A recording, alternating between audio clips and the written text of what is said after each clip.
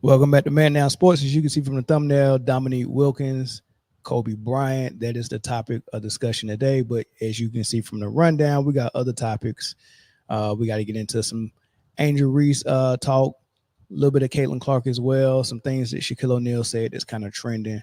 So we're going to touch on all that stuff, man. And this is a live show, and it will be a live call-in show as well. So for those of you who are watching right now, be ready for those phone lines to open up.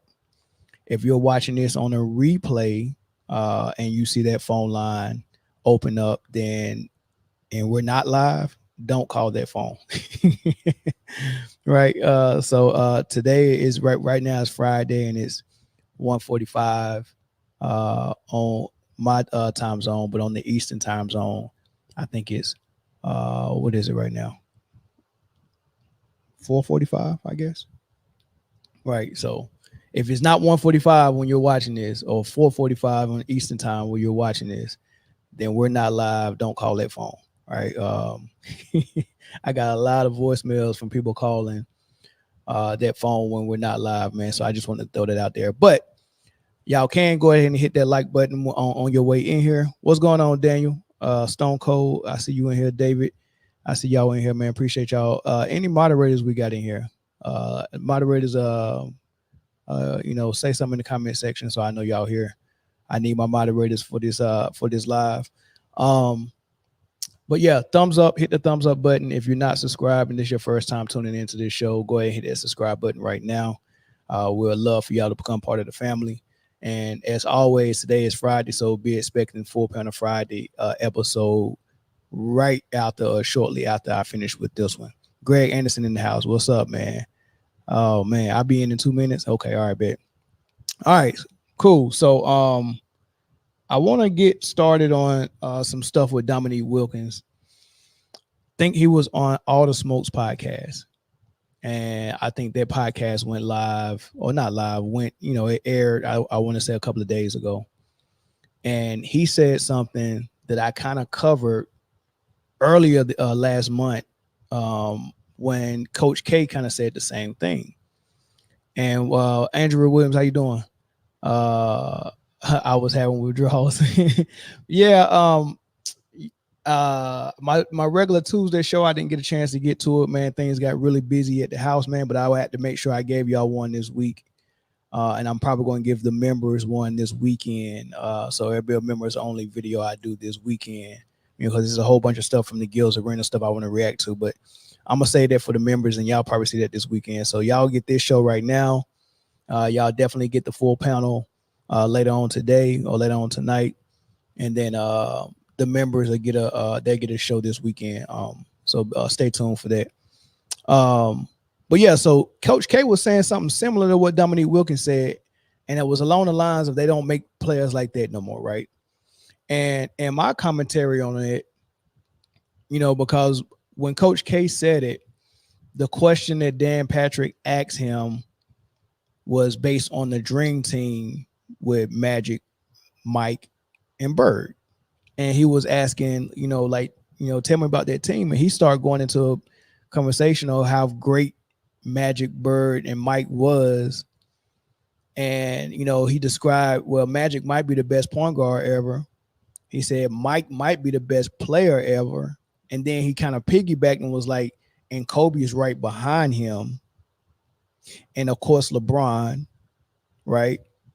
And then he went on to talk about how great Bird was. But the topic of that whole conversation and that question was based around the dream team and those three guys. And then he asked him, choose between those three guys, which one would you rather have on your squad? And he said, I can't choose between those three guys. And then he said, they don't make them like that anymore. So when I went into my commentary to talk about how, Coach K was saying they don't make them like that no more, he was talking about those 90s players, right? And a lot of LeBron fans came in the comment section was like, oh, no, he said LeBron's name too. No, he didn't say his name in relation to what he was saying when he said they don't make them like that no more. He was speaking in general, Bird, or not in general, but in specific, Bird, Mike, and Magic, right? And we all know Kobe is a chip off the old block in mentality and play style and grit, doing it on both ends of the floor, all of that good stuff. We already know Kobe is a chip off the old block, right? So you can use content, you can use common sense and know what he's trying to say. Well, if there was any doubt, as a matter of fact, I'm gonna play for you what Coach K said so y'all can hear it, and then I'm gonna play for you what Dominque Wilkins said because he kind of piggyback off what I was saying. Right. So here's Coach K first. How about they're gonna all stay for 3 years? Magic, Larry, or Mike? No, I can't pick one. Yeah, I can't pick one. I love all three of those guys. Like you're talking about three of at least in the top 6 or 7 in the history of the game. I mean, Magic is probably the best point guard ever. Yeah. You know, Jordan may be the best player ever. Yeah. Although Kobe's right there and Kobe's LeBron. right. Yeah. And Larry was just unique, you know, like he's, and you talk about being a competitor. Yeah, there aren't as many players like that anymore. I'm telling you. Why? I don't know. I don't know. Right. So when he asked him about the dream team, he mentioned Bird, Magic, and well, first of all, he asked him about if you can have one of those guys for 4 years at Duke, which one would it be? And he said, I can't choose between them. And then he started talking about Bird, Kobe, Bird, Magic, and Mike. And when he got to Mike and said Mike might be the greatest player ever, and then he said Kobe's right there, and then LeBron, he was only talking about Kobe and LeBron specifically as being in that category of best ever, right? But then when he got to the part where he was saying they don't make them like that no more, he was talking about Bird, Magic, and Mike. And the reason why I believe he's thinking that they don't make them like that no more is because they just don't. The environment doesn't exist to create a player like that. And what Dominque Wilkins is about to explain to you is that Kobe was the last of a dying breed, right? Here's what Dominque said.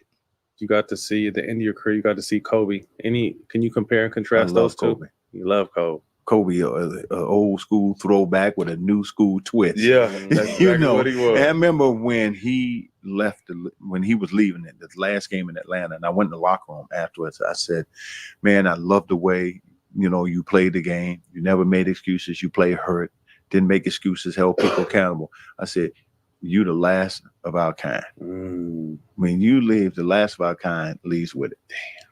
Damn. And he looked at me, he said, man, that's really means a lot coming from you, because a lot of the legendary guys have told me that. I said, it's true, man. That's just true. And he was a student of the game, yeah, too. And I said, man, you played no matter what.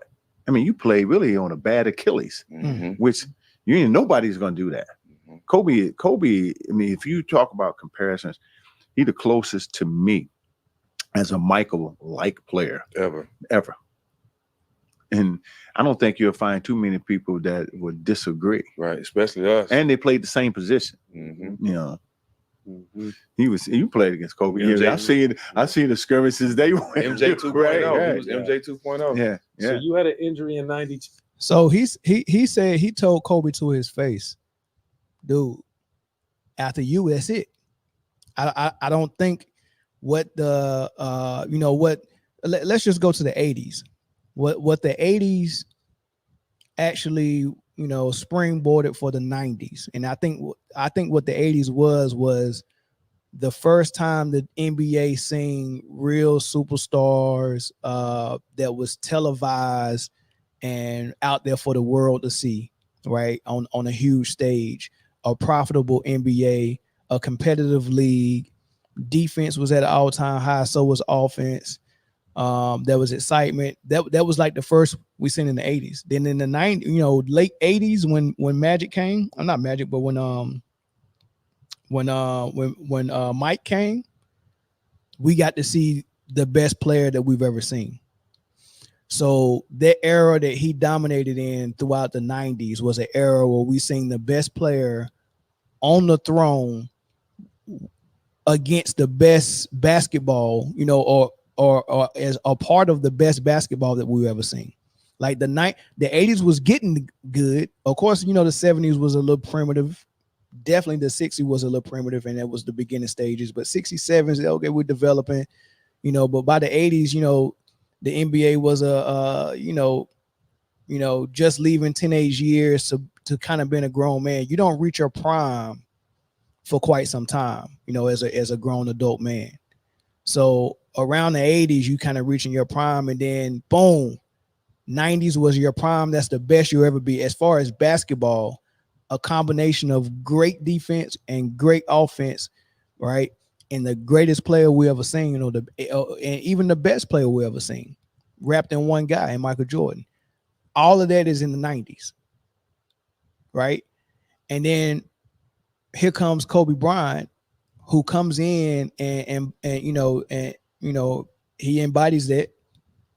He's just like Mike, and he gets to keep it on. But the people like Dominque, Scotty, Bird, all the people who got a piece of the 90s, it was the tail end for Bird and Magic, but Drexler, Hakeem, Shaq, Penny, Kobe, Nick Van Exel, Tim Hardaway, Chris Mullin, Mitch Richmond, Garnett, Duncan, David Robinson, Karl Malone, John Stockton. I mean, the list goes on. Charles Barkley, Patrick Ewing, Rick Smith, Reggie Miller, Vince Carter. Like, the list goes on for the 90s, right? So it was no doubt the best era of basketball, the best basketball that the NBA has ever produced. And it produced the best players. Like, when you create an environment where it's the best and the most competitive and the most challenging, it produces the best players, right? So Wilkins, Dominque, the way he's saying it, and Kobe said, I appreciate you saying that to me. He said, I heard that from a lot of legends. Jerry West, all these guys was telling Kobe this. They don't make them like that no more. Coach K said it. They don't make them like that no more. They just don't. And that's what Dominque is telling us. Kobe was it. They probably can't articulate how they know Kobe was it, and that was going to be the last. They can't articulate it, but for sure, Kobe was it. That's the last we go see of that. And they're not lying. After Kobe, it was done. You come in with this new era. David Stern's gone, LeBron's here, Steph's here, KD's here, and they're all great players, but they changed the league. And the fact that they changed it, you won't get another Kobe, you won't get another Mike, you won't get another Bird, Dominque, Magic, you won't get the Hakeem, you won't get those players again because you pussified the league, and you just can't get men in a pussified league. You just can't get it, right? So Dominque, and he probably won't go in and say that, because they don't really like crapping on the new era of basketball. They really don't. But you got to call a spade, man. It's not a physical league, and you took defense out. You took positions out. You took post players out. It's like Groundhog Day. I get to watch the best player with the ball do a high screen and roll, and then get downhill with a head full of steam and either get a layup, pass it to a three-point shooter, or they themselves will step back into a step back three. That's it. That's the entire league, except for a few teams that try to run an offense, like Sacramento and, Golden State at times and stuff like that. Of course, Popovich and the great coaches, and Eric Spoelstra, he runs offense, and so does Ty Lue, right? So that was Dominque Wilkins kind of explaining that that he was the last of his dying breed, right? And I don't even know if you can even deny that.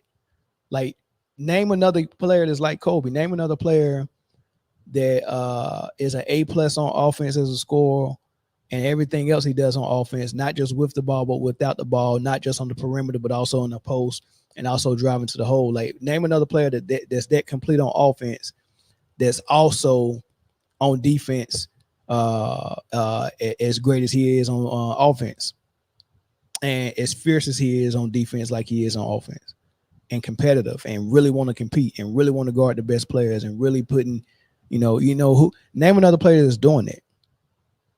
You might got a player that's great on defense but suck on offense. You might got a player that's all offense, no defense. You have a Luka that's all offense, no defense, and all with the ball, nothing without the ball. So yeah, Luka got post game. Luka got great footwork. Luka probably got every skill that you can even think of, but as far as what he's using, he's only using his own ball skills. High screen and roll, get downhill, make the pass. And then on defense, he's just not existing at all. Right. So even your guys is at the top of the list for everyone. I think when people make their top 15 lists, I think they got Luka right up there. And I did a video with Britne talking to Brian Britne played with Kevin Garnett and Paul Pierce and Ray Allen with Boston. And that team prided themselves on defense. Tom Thibodeau was their defensive coordinator. Doc Rivers was the head coach. So they prided themselves on defense. And Britne, even though he was a bench player, he know what it means. And he did an episode with Kevin Garnett on this podcast, and he talked about, like, I think it's embarrassing that our best players don't play both ends of the floor. Like, it's embarrassing for the game of basketball. Like 100%, you can't get around this. The game of basketball is offense and defense. So to be a basketball player, you have to be doing both of those things. And for a league to exist, to say our top two players are horrible on defense, like our best players, I'm not saying that they're the best, but this is what the league is saying. And this is what the media and the fans are saying. They're saying Jokic and Luka are the best players in the NBA, and they don't play a lick of defense. That's not what Kobe was about. That's not what Bird was about. That's not what Michael Jordan was about. That's not what Hakeem was about. That's not what Pat Ewing was about. That's not what Hakeem Olajuwon was about. That's not what Gary Payton was about.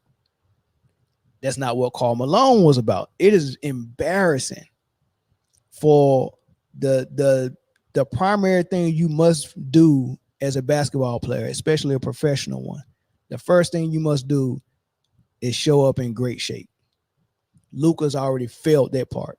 The second thing you must do is stop your man defensively. There's a lot of teams that won't even let you get on the floor. Teams that I've tried out for and played for, and whatever school I went to, defense was a huge part of it. Other than the scrimmages they do at the tryouts to see who they gonna make the team, once they get the team down, pack and they got it down to 12 men, it's defensive drills. I want to see who go play defense. Your first day or two you might not even touch the ball. You out there doing defensive stuff, defensive work. Move your feet, fight through screens, chase, like all of this stuff, man. Slide your feet, turn your man, pick them up 94 feet, all these things, right? That's the first. You got to do that first, because I can't have my point guard out there getting cooked every time he guard the opposing point guard. You just can't have that, right? So just imagine a league where the best players are not even interested on the other end of the floor, and we're calling them the best. That's what Dominique Wilkins meant.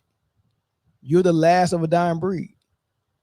LeBron quit playing defense consistently, and for 4 quarters and 82 games, he stopped doing that when he left Miami. That wasn't required of him no more.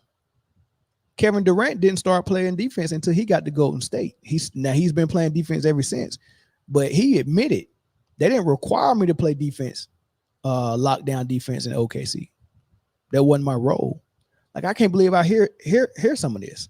So as much as I like Luka, Jokic, Kevin Durant, Steph, and LeBron, this the best players in the leagues in the 90s just wasn't the guys who couldn't play defense.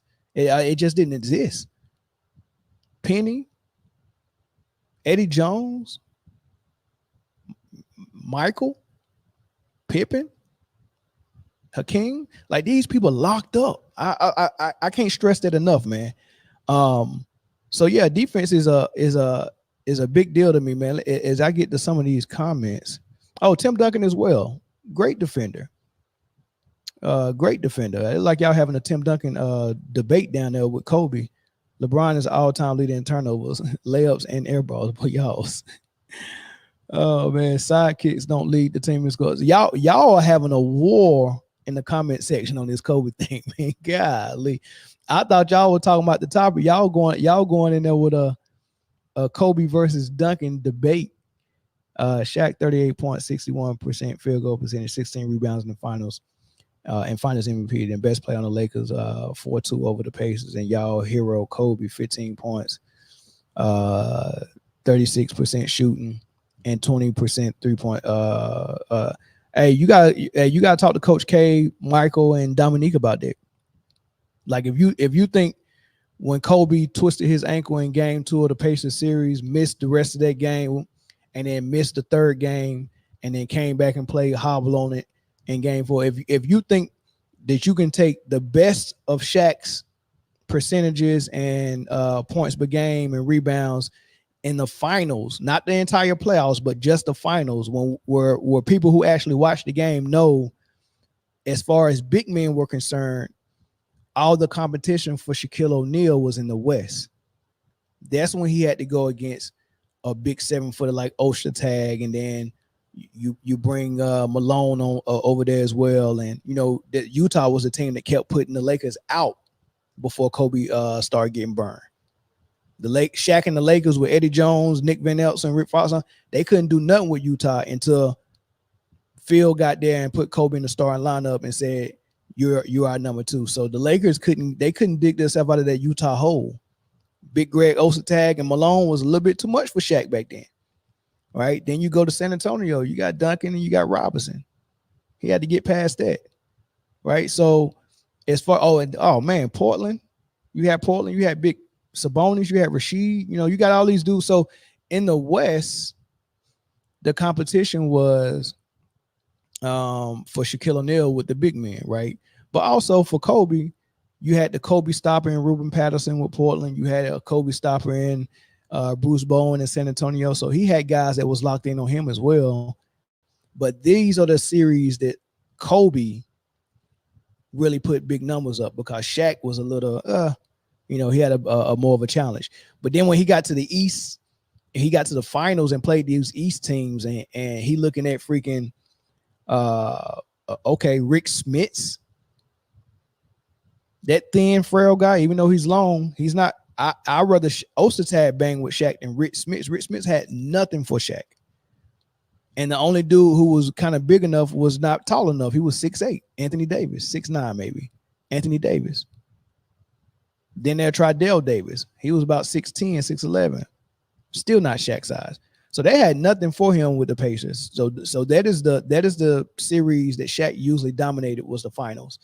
They play Jason Kidd in New Jersey in the finals. Who was that big man? Kenyon Martin, Aaron Williams. They may have had they had Van Horn. I don't think they had. Who was that big man? I can't remember all of them. They had a starting center. I'm forgetting his name. They had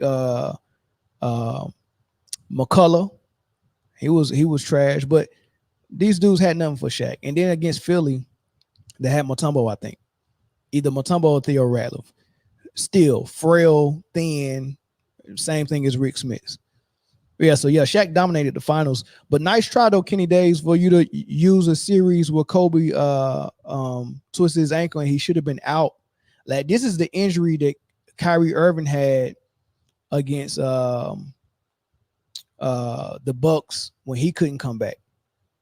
Kobe missed one game, shot his leg up, wrapped it up, and came out there and gave it a go. And this is the series you want to use against Kobe. Well, that's funny. You must think. Look, I look young. I might look like I was born last night, but I promise you, I was not born last night, man. You can try that. You can try that on somebody else. But yeah, that was silly. So Dominque said some other things though, as it pertains to his era and this era. So they asked him about the dunk contest. They asked him about competing against Jordan, and he had this to say. Oak and all them. So you went 5 dunk contests, 1, 2. The home cooking, you should have won 3. The home cooking in '88 for Chicago when Mike won his. What were those dunk contests? You know that's back when the stars, the best players. Well, we wanted to know who the best was. I don't think guys want to know who the best is. They're scared to know. They scared to lose. No, they're afraid to lose. They think it's gonna interfere with your legacy or whatever. The fact that they still talking about Jordan and Michael dunk contest 35 years later Crazy. tells you it's the greatest dunk contest, right? All right, so that's what he said initially. They asked him about the dunk contest, and he went, "Hey man, tell me about that." He said it was the best. Basically, what he's saying, it was the best of the best. Dominque, best dunker. Michael Jordan, best dunker, or one of the best dunkers. It was a lot of people, Larry Nance and Gerald Wilkins was okay, and there was a guy, I think the dude that did the Statue of Liberty, I think his name was like Stansberry or something like that. He was a nice dunker, you know what I mean? So it was a lot of nice dunkers, but definitely Dominque might have been the best for sure. In-game dunker for sure. I mean, we probably didn't know what we was going to see in the dunk contest, but in-game dunker is Dominque by far. Maybe Michael Jordan might be somewhere in there as well. I think Dominque might be an A+, Michael Jordan might be an A. Or maybe they both A+. I don't know. But as far as the dunk contest, it's the best. And not just the best dunkers. These are the best players. This is Michael Jordan, right? And what Michael Jordan stood to lose, just like when he shot in the three-point contest, he looked horrible. He was missing left and right on his threes, but he tried it out. He competed. What if he didn't fail? What if he succeeded and he won that three-point contest? Man, that would have been spectacular. But he went out there and tried it. He gave it the old college go, right? So for Dominque to look at Mike and say, we're going head to head and I'm gonna beat you, and Mike to say, no, you're not, and they go head to head and give us that show like that. And the fact that they still talking about it now lets you know it's one of the best dunk contests ever, right? It was legendary with two legends. And what Dominque is saying about this era is he said these dudes don't want to find out who the best is. And you can take that beyond the dunk contest. If you can take the fact that I always say that when LeBron looked at his challenges when he was at Cleveland, and his main challenge was, I can't win in Cleveland, and nobody is coming to Cleveland to team up with me to give me a legit squad. I mean, now he had legit squads. He got to the finals, right? He won 66 games in a season, but he lost to Orlando in the playoffs. Dwight Howard put him out. That was the year he was supposed to meet Kobe in the championship, but Dwight got there, right? So he's had teams, but he hasn't had a co-star that could take all the pressure off of him, or a co-star that you could share the pressure with. The pressure was all on him, right? But that was normal for most teams. So of course, you had teams like the Lakers who had Magic, Worthy, and Kareem. Even though Kareem was past his prime, Magic and Worthy was well in their prime. You had Bird with McHale, both well in their prime. So teams like that would have it. If you could even take Jordan and Pippen, but I think Pippen was a guy that got drafted and turned out to be very good. It wasn't like Pippen got drafted, went to his own squad, emerged as a superstar player, a perennial all-star, Hall of Fame type player, and then Michael Jordan said, I want to go play with Pippen. He didn't do that. He got Pippen as a rookie. The rookie wasn't all that spectacular. And after 2 or 3 years of putting in hard work, you got this all-star top 50 player, right? That's very respectable when you get something like that. That's why people don't talk about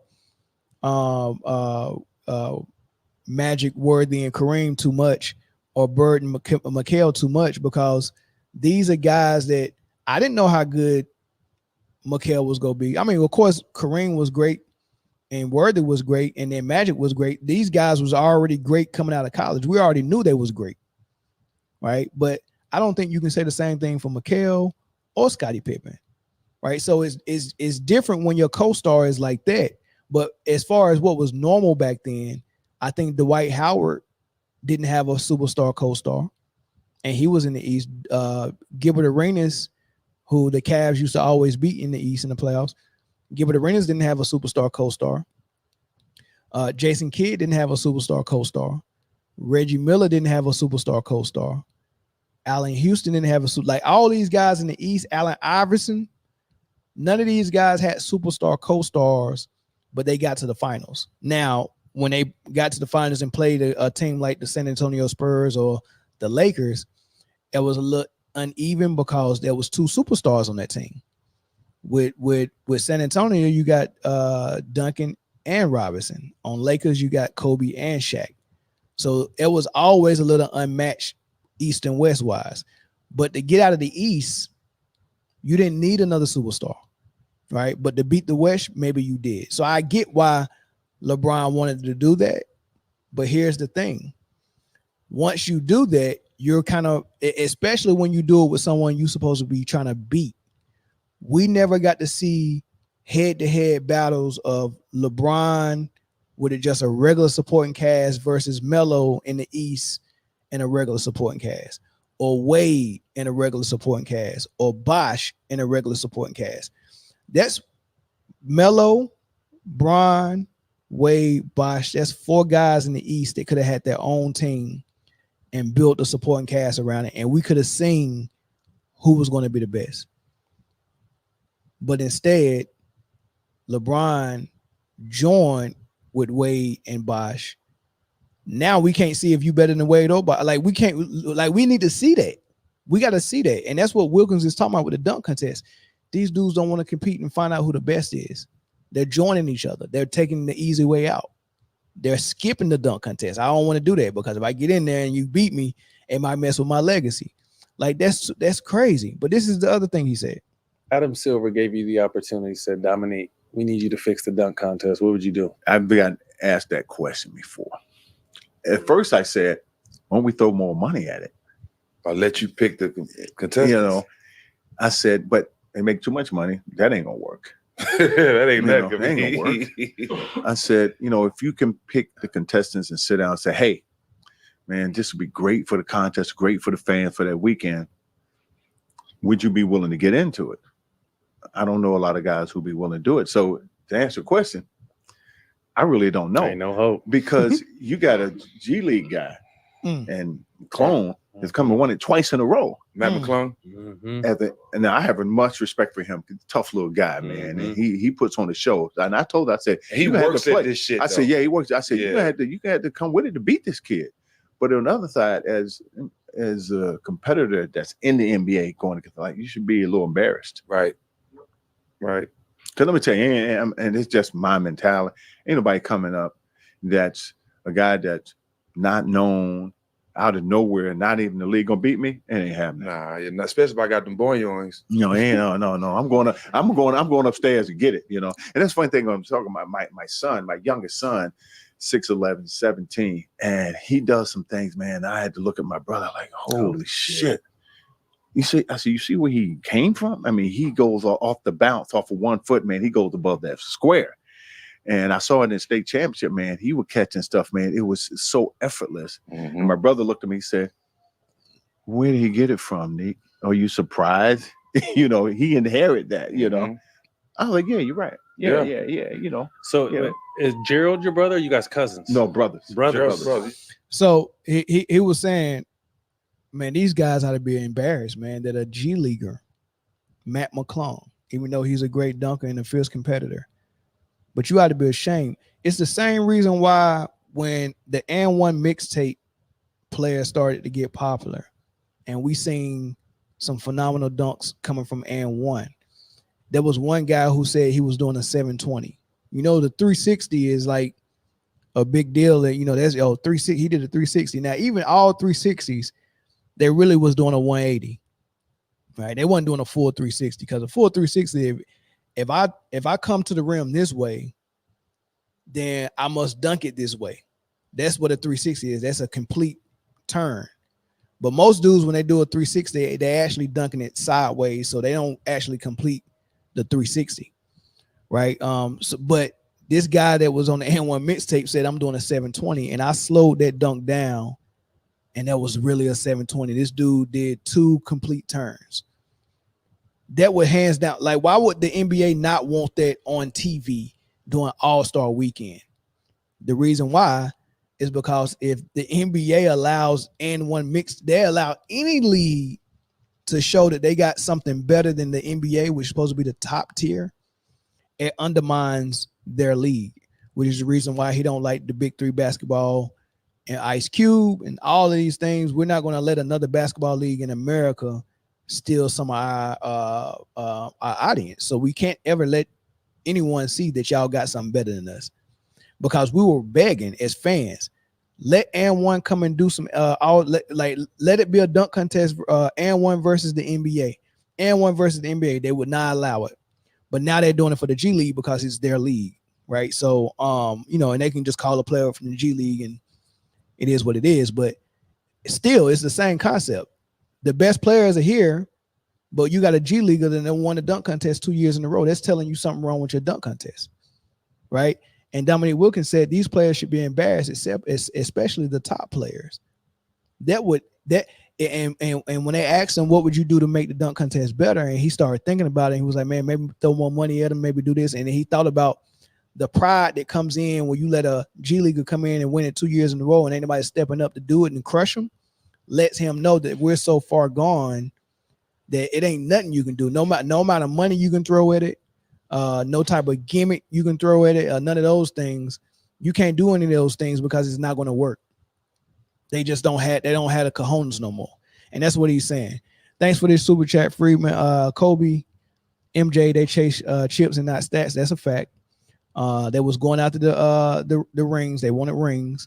LeBron chased stats when he failed chasing chips by running into building super teams. LeBron fanatics only use stats. That's a fact. His goal was the stats. I think originally his goal was the same as what Kobe's was. I want to be as a complete player as Mike, and I want to win more than Mike. And LeBron tried to do it that way, and he realized, man, that junk is hard as all get out to do it that way. That's the hard way, right? But I've established myself as a great player. The league is mine. So, I just need to get the rings so I can get people off my back, because they keep saying that I don't have no rings. I'm not anything like Mike. If I don't have the rings, it don't mean a thing. I'm not anything like Mike. So he was like, let me just get the rings. And when I get the rings, I can paint a story to fill in the blanks, right? So it was a gap. Right. So if MJ is here and we're saying MJ is the best player we've ever seen, but there's a gap between him and completing that storyline, because on the other end of that is rings and you don't have any. And Bird got 3 or 4 and Magic got 5 or whatever. So how can you be the best player and you couldn't win? So that gap that he had to close to connect those two things, the winning and the fact that I'm the best player, he closed that gap with hard work, fighting, coming back year after year, losing to Milwaukee, Boston, Detroit, and he fought and closed that gap and got better, working with his trainer, getting Scottie Pippen to work with Tim Grover and his trainer, getting his guys in the weight room, getting better, and boom, he started winning, and then he won 3 in a row, took a break, came back, won 3 more in a row. Now you can connect all of that to the fact that we're saying he's the best player. Well, with LeBron, let's go to Kobe. Well, with Kobe, it was the same thing, but it was a little different. He joined the team with Shaq. He got the winning a lot earlier than Michael did, because he was a sidekick to the most dominant force in the league. So his storyline was, you are great and you look like Michael Jordan, but how do we know you're that great? Because on the other end is you winning without Shaq. So instead of him saying, I'm just going to stay with Shaq and win as many rings as I can, and then I'm going to fill in the rest later, he said, well, I'm going to separate myself from Shaq, and I'm going to work. I'm going to lose. I ain't got no co-star. I'm playing with Smush Parker and Luke Walton. I'm going to work. I'm going to lead the league in scoring. I'm going to do this. I'm going to score 81, and then I'm going to finally get a co-star, Paul Gasol, and Phil shows back up. And then all that hard work I put in, I'm able to show y'all that I can win, and show y'all that I can win just like Mike did with a regular co-star as the team leader. He got 2 out of 3. So, yeah, that closes it for Kobe. This is what LeBron did. You're great like Kobe and Mike, but you ain't got no rings. He tried 3 years and was like, oh, can't do this. And instead of him running from Shaq, like Kobe did, would get me away from Shaq so I can prove to y'all. LeBron failed at proving it And then he ran to D Wade and Bosh to get his rings. Then his paid media members told us how great it was. That's the difference. He closed the gap with storylines and super teams. I can't connect this narrative that I'm the best to winning without actually manipulating it in the media and manipulating by team hopping and jumping from team to team, super team, hand-picking co-stars, getting younger. Like he get his superstar co-stars had the Benjamin Button disease. They got younger. He had D Wade for a co-star. As soon as D Wade knees got bad, he jumped to Kyrie Irving. His co-star got younger. Then after Kyrie Irving, he jumped to Anthony Davis. Co-star got younger. On the other hand, Michael Jordan, his co-star was Scottie Pippen. All his championships, and Scottie Pippen got older and more tired and more hurt and more injury prone. You got a co-star that's getting older, while LeBron is just finding newer, younger co-stars with way more tread on their tires. How is that more impressive than anything that Kobe or Mike did? It's not. That's why Coach K and Dominique Wilkins is saying that Kobe was the last of a dying breed, the last of their breed. But that's all I got to say on that. I'm gonna open the phone lines up, man, because I want to hear what y'all think about this, man, and then I'm gonna get into this next topic. But the phone lines are open. Let me get to some of these comments too. Lamont Williams, you folk have to stop putting these celebrity athletes, etc., on a pedestal. They have no direction on how you're like. What the heck does that have to do with anything we're talking about? What is that? Put somebody on a pedestal because, yeah, that's crazy. Right hand Cam, what's up, brother? I ain't seen you in a while. LeBron points per game, field goal, 3-point, higher than Kobe's. So it's pretty clear LeBron is a better player. Is that how you evaluate players?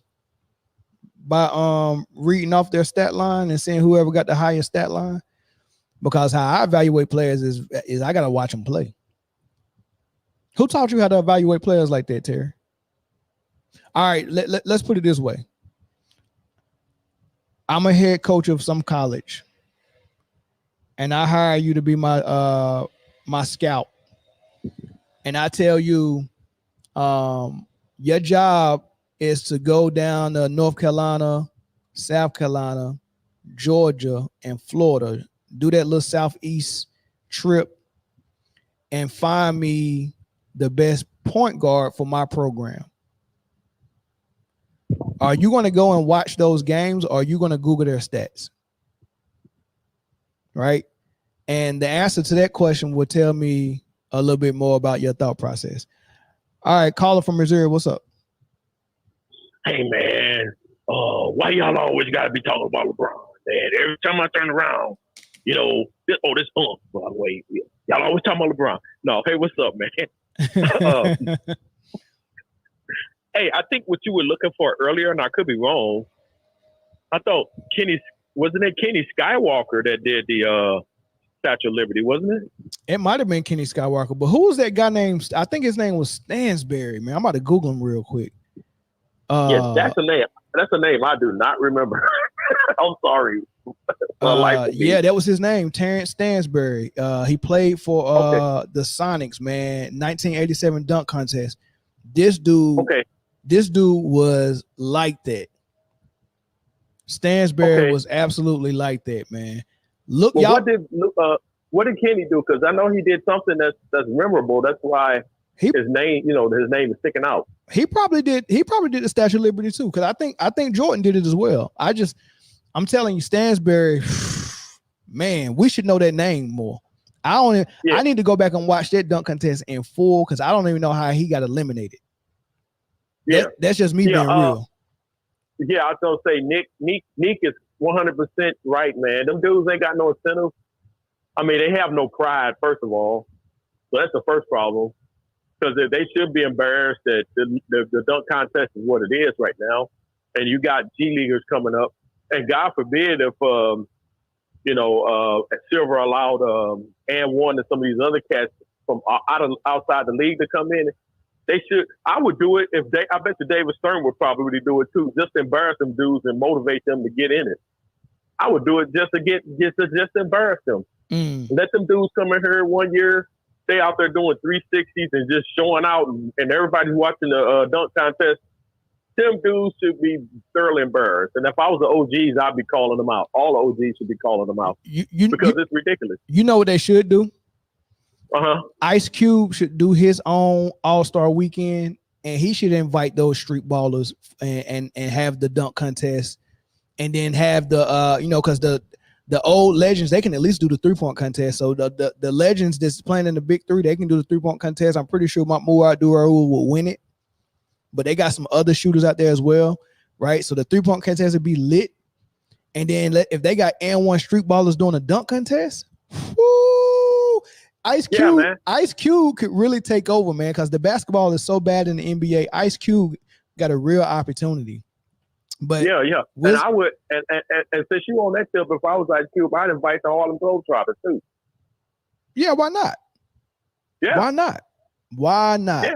Why not? If you're gonna do that, yeah, just open it up, have a Big Tent All-Star weekend, whatever you want to call it, and just let them cats show out and just say, this is what the NBA All-Star game used to be like. I'm with it. Put that caption out there. I'm with it. But these dudes are fat cats. Yeah, for sure. The only thing though is he'll have trouble finding a network that'll put it on TV, because these networks got deals with the NBA. They're not gonna bite the hand and feed them. You know what I mean? That's true. Yeah. Now, what about CBS? What other network is not carrying the NBA? I mean, the TNT might be mad at the NBA right now, so Ice Cube might can get TNT to strike a deal. That's what I was going to say. TNT might say, "Oh yeah, we think we might be able to pull that off." Yeah, for sure. Yeah, man. But yeah, I was just going to say in closing that Dominque 100%. Those dudes ain't got no pride, man. They fat cats. They got too much money, and the whole point of getting money, man, is to take care of your family, not to lose pride and integrity in the game. Facts. Not to be uncompetitive. And y'all out there, All-Star game was trash. It was horrible. It's trash. I mean, I can't even watch that. It's nonsense. They might as well even not put it on TV. Yeah. I bet you the ratings were trash. I bet people turned it on, and after 5 minutes, they probably went and watched something else. Yeah, you can't love basketball and love what they put on that TV that day. No, it's hot garbage, man. Those dudes ain't got no pride. No, they all buddy. Don't and I'm not saying there's anything wrong with being friends. All the players, and even in the day, were friends. Some of them were acquaintances, but when it came to lacing them up, I ain't your friend. Yeah. Until the game is over. Yeah. Until that last whistle blow, I ain't your friend. Facts. Even Isaiah and Magic, they was bumping heads out there. Come on, man. But anyway, we're in a different era, brother. I ain't going to go there right now. You know how they say we old folks. Yeah. Always talking about the young cat. That's what they say. Holla at you, man. All right, brother. All right, let's get one more call in before we get to this Angel Reese topic, man. I think y'all go enjoy the Angel Reese, man. Let's get one more call in there. Jay Watson, man, I appreciate it, man. I'm glad you enjoyed the channel, man. Appreciate it. Hey, are y'all Googling Stansbury, Terrence Stansbury? I'm telling you, man, you got to watch that dude. Greg Anderson, what's up, brother? What's going on? Yes, Stansbury was like that. He did the Statue of Liberty, held the ball in his hand, did a 360 almost from the free throw line. He was like that. It was crazy, wasn't it? Did you remember that, or you just looked it up? No, I didn't look it up. I remember that. That's what I'm saying. He used to go against like Sean Kemp in there. Yeah, he was cold. And sometimes like he would miss the dunk, because if you missed the dunk back in the day, it wasn't like that like it is now, where they give you 18 times, like Nate Robinson. He missed so many dunks, man. I made a pizza and I came back and he just completed his last dunk, man. It was still on him. I thought I missed the whole contest. Look, I remember back in the day, All-Star Weekend used to be on like Valentine's Day. Yeah. So I used to have to make a decision whether I was gonna kick it with a young lady or I was gonna watch the All-Star festivity. That's an easy decision these days, though, right? Oh man, nowadays, please, man, I better made a movie. But anyway, that's an inside joke. But anyway, these people kill me with these narratives talking about past eras, and they talking about like what if MJ played today? Well, if you think about if MJ played today, although they say he didn't play against any competition, guess what? His teammates will be better. Of course. They never consider that. His teammates will be better. They would know how to stretch the floor more. And then you can't clog the lane. You can't just have a center just sitting in there and clogging up the lane. Can you imagine Michael Jordan playing with that much space? If he can do all of that with a clogged up lane, what can Mike do with an open lane? Oh my God, you talking about 40. And that's if we take Mike as Mike was in the 90s and just drop him here, which is impossible, because if Mike was playing in this era, that means he was born in this era. So I just don't know. I don't even know how to even think how that's possible. But if we just say, all the physicality that he had to deal with, kind of condition him to be able to play against that type of physicality. And if somehow he was a player in this era where they took physicality out and they took all the big men out of the paint and the paint was wide open and all that stuff, you would have to think that he would have a huge advantage. But yeah. But I don't know, man. I don't even want to think about it, because I think he's so much more advanced than people still studying him now. Yeah, that's what I'm saying. Look, I like Anthony Edwards. I saw him against who was that? Whoever they lost to in the playoffs. They did like a little hedge and forced them left. It was like a real simple defensive concept. It wasn't like it was a Jordan rule, like front them to the baseline and knock them out of bounds. It wasn't nothing like that. It was like just hedge them to the left just a little bit. It's like it was like Chinese. It was like he was taking a Chinese arithmetic test. You know what I'm saying? He couldn't figure it out. I'm like, and it just goes to show you, he doesn't study the game. He's athletic, he's talented, but had he studied the game, he would have known, like, okay, when I'm in this situation, I can do a little drop bounce pass to Carl Anthony Towns, or I can force the defense to follow me this way, and then I can throw an alley-oop to Rudy Gobert. He haven't unlocked his game because he hasn't studied the game, and it's showing in the product on the court. He better go study Kobe and Mike. He better go study right now. He keeps studying KD, and KD studying Kobe and Mike. Man. Speaking of which, I want to hear your comments off the air. What do you think about this LeBron and what is Steph Curry and LeBron love affair? Man, LeBron that got in that boy, he just spit some game to him over the Olympics in France. So we. I'm pretty sure he tried. But Steph ain't going nowhere. Man, he over there talking like it. He over there talking like, man, I would love to play with him. And, so what do you think about that? If he does that, how does that impact either one of their legacies? And I'm off there. All right, thanks, man.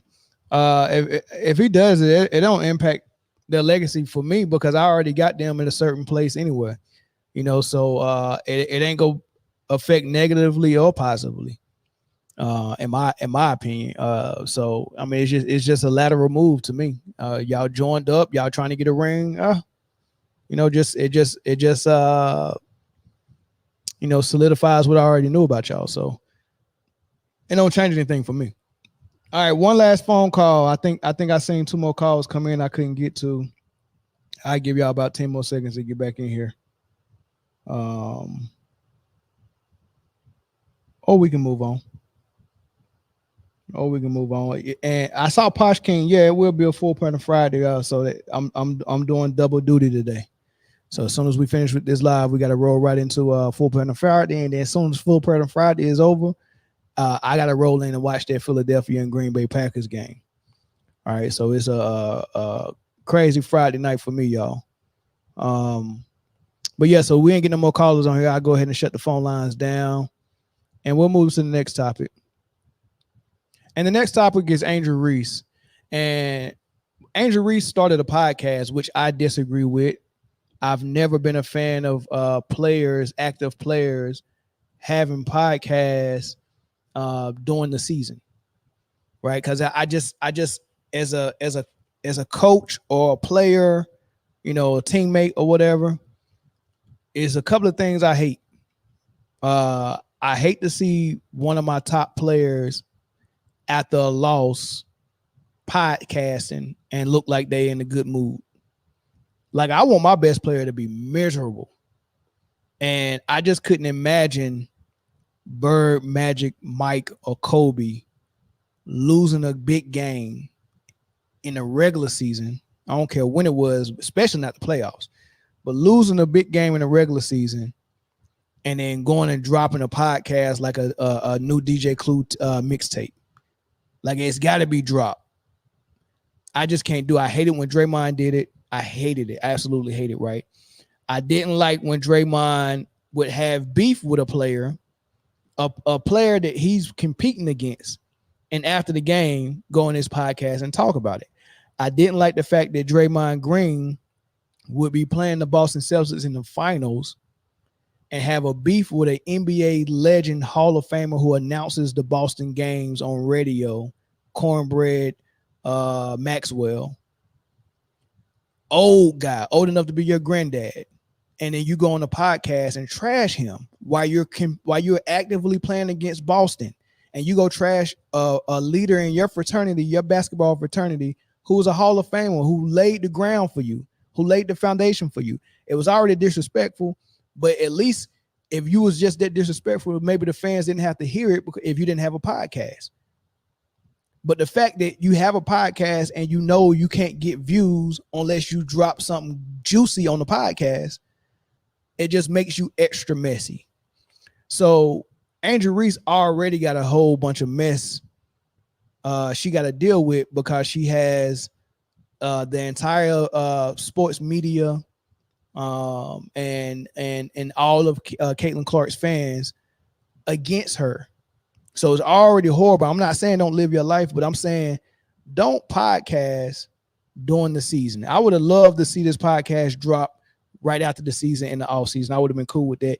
Even though in the off season you need to be working on your game, but that's neither here or there. I just wanted to get that disclaimer out of here. I'm not a big fan of the podcast during the season, but she did have something to say on that podcast, and she addressed her and Caitlyn Clark. And as far as their relationship and all this stuff. And then she kind of went into some other things that's going on. And I kind of want to dissect that a little bit, but this is what she said. So, of course, now, because of women's basketball, whenever you think of Angel Reese, people often mention Caitlyn Clark. You've said in interviews, there's no beef, but the media keeps going on. This is your platform. So how do you feel about that situation? I think just being able to be in that moment of it happening, you never realize how something can literally change your life. And knowing my 5 fingers and my other finger pointing at my hand could literally have changed my life for like forever is crazy. And knowing that, like, Caitlyn is an amazing player, and I've always thought she was an amazing player. We've been playing each other since high school, like literally been playing each other since high school. And like knowing that, like, there's never been beef. Like, we've talked trash to each other in AAU, like that. It's been that. So I think it's really just the fans, her fans, Iowa fans, now the Indiana fans that are like, they ride for her. And I respect that respectfully, but sometimes it's very disrespectful. I think there's a lot of racism when it comes to it. And I don't believe she stands on any of that. All right, I'm going to pause it there. Right. So she first started saying, there's no beef between me and Caitlyn. I think Nets and Lieberman went on the podcast with Stephen A. Smith, and she was like, I don't understand what these fans are making this Caitlyn versus Reese thing and why is all this beef, because they're actually friends. Nets and Lieberman said that. Angel has completely said that. I haven't heard Caitlyn say that, but we haven't heard Caitlyn say much, right? But Angel Reese have said on multiple occasions there's no beef and we're friends. Nancy Lieberman said that as well, right? But she said it's not Caitlyn. She don't stand for the stuff that her fans are doing. I don't think she's built like that. And she said what the fans are doing is a lot of racism, it's a lot of disrespect, and it's toxic, right? I have an example of what that disrespect and that toxic fan base could do. So there was a game against the Sky that Caitlyn Clark played in, and the Shields, the girl who almost lost her whole basketball career, and because she had a tumor in her spine. And when they removed the tumor from her spine, they didn't know if she was gonna, walk the same again. And they definitely was questioning whether she would play basketball again. And she was able to recover from that and get back on the basketball court. Well, the Shields ran into Caitlyn Clark when they both was running full speed. She was trying to catch back up to her, and it was almost like a body bump. And Caitlyn Clark went flying, and she got called jealous. She got called a thug. She got called all these names, and they said she did it on purpose and all these things. And this is one of the things that her fan, one of Caitlyn Clark's fan, actually left on the Shield's Twitter account. She said that tumor should have took her out, or he said that. Oh, no, it's a female, Miss Zara. That tumor should have took her out. And then she said it again, that tumor should have took her out. And then she said that's why that tumor should have took her out. And at the bottom it says that tumor should have ended her, right? And all the Shield said back is something along the lines of I'm blessed to be alive. That's basically all she said, right? So that's something that the fan base is doing. Me personally, I don't play against Caitlyn Clark. I've never hip checked her. I've never fouled her hard or anything. The only thing I said is that Caitlyn Clark is number 1 in the Rookie of the Year race, and Angel Reese is number 2. And I said Caitlyn Clark is not in the MVP race, and I critique her game, and I get the same type of hate from her fans, right? So under one of my videos, this guy responds to me and says, nobody gives a dang, boy. CC turned around the worst team in the game, period. People wrote them off early in season 2 and mocked her hype. Now y'all scared and doing damage control because you can't compete. Aja is a free throw merchant and just bulls people out of the way. Giannis is, but worse.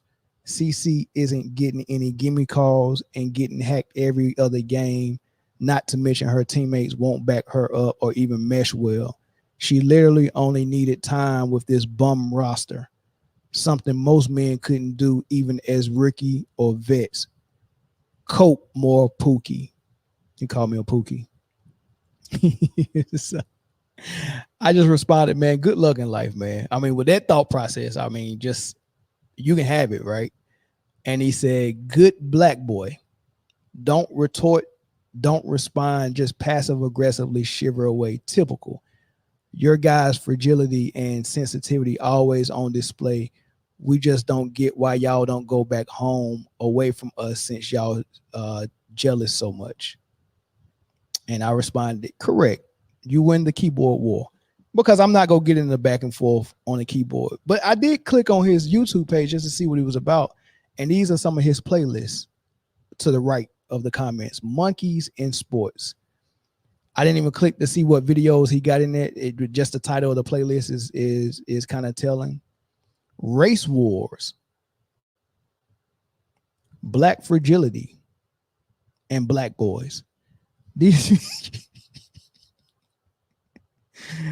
are some of his playlists on his YouTube channel. And this guy thought that he was going to bait me into a conversation or a debate or argument.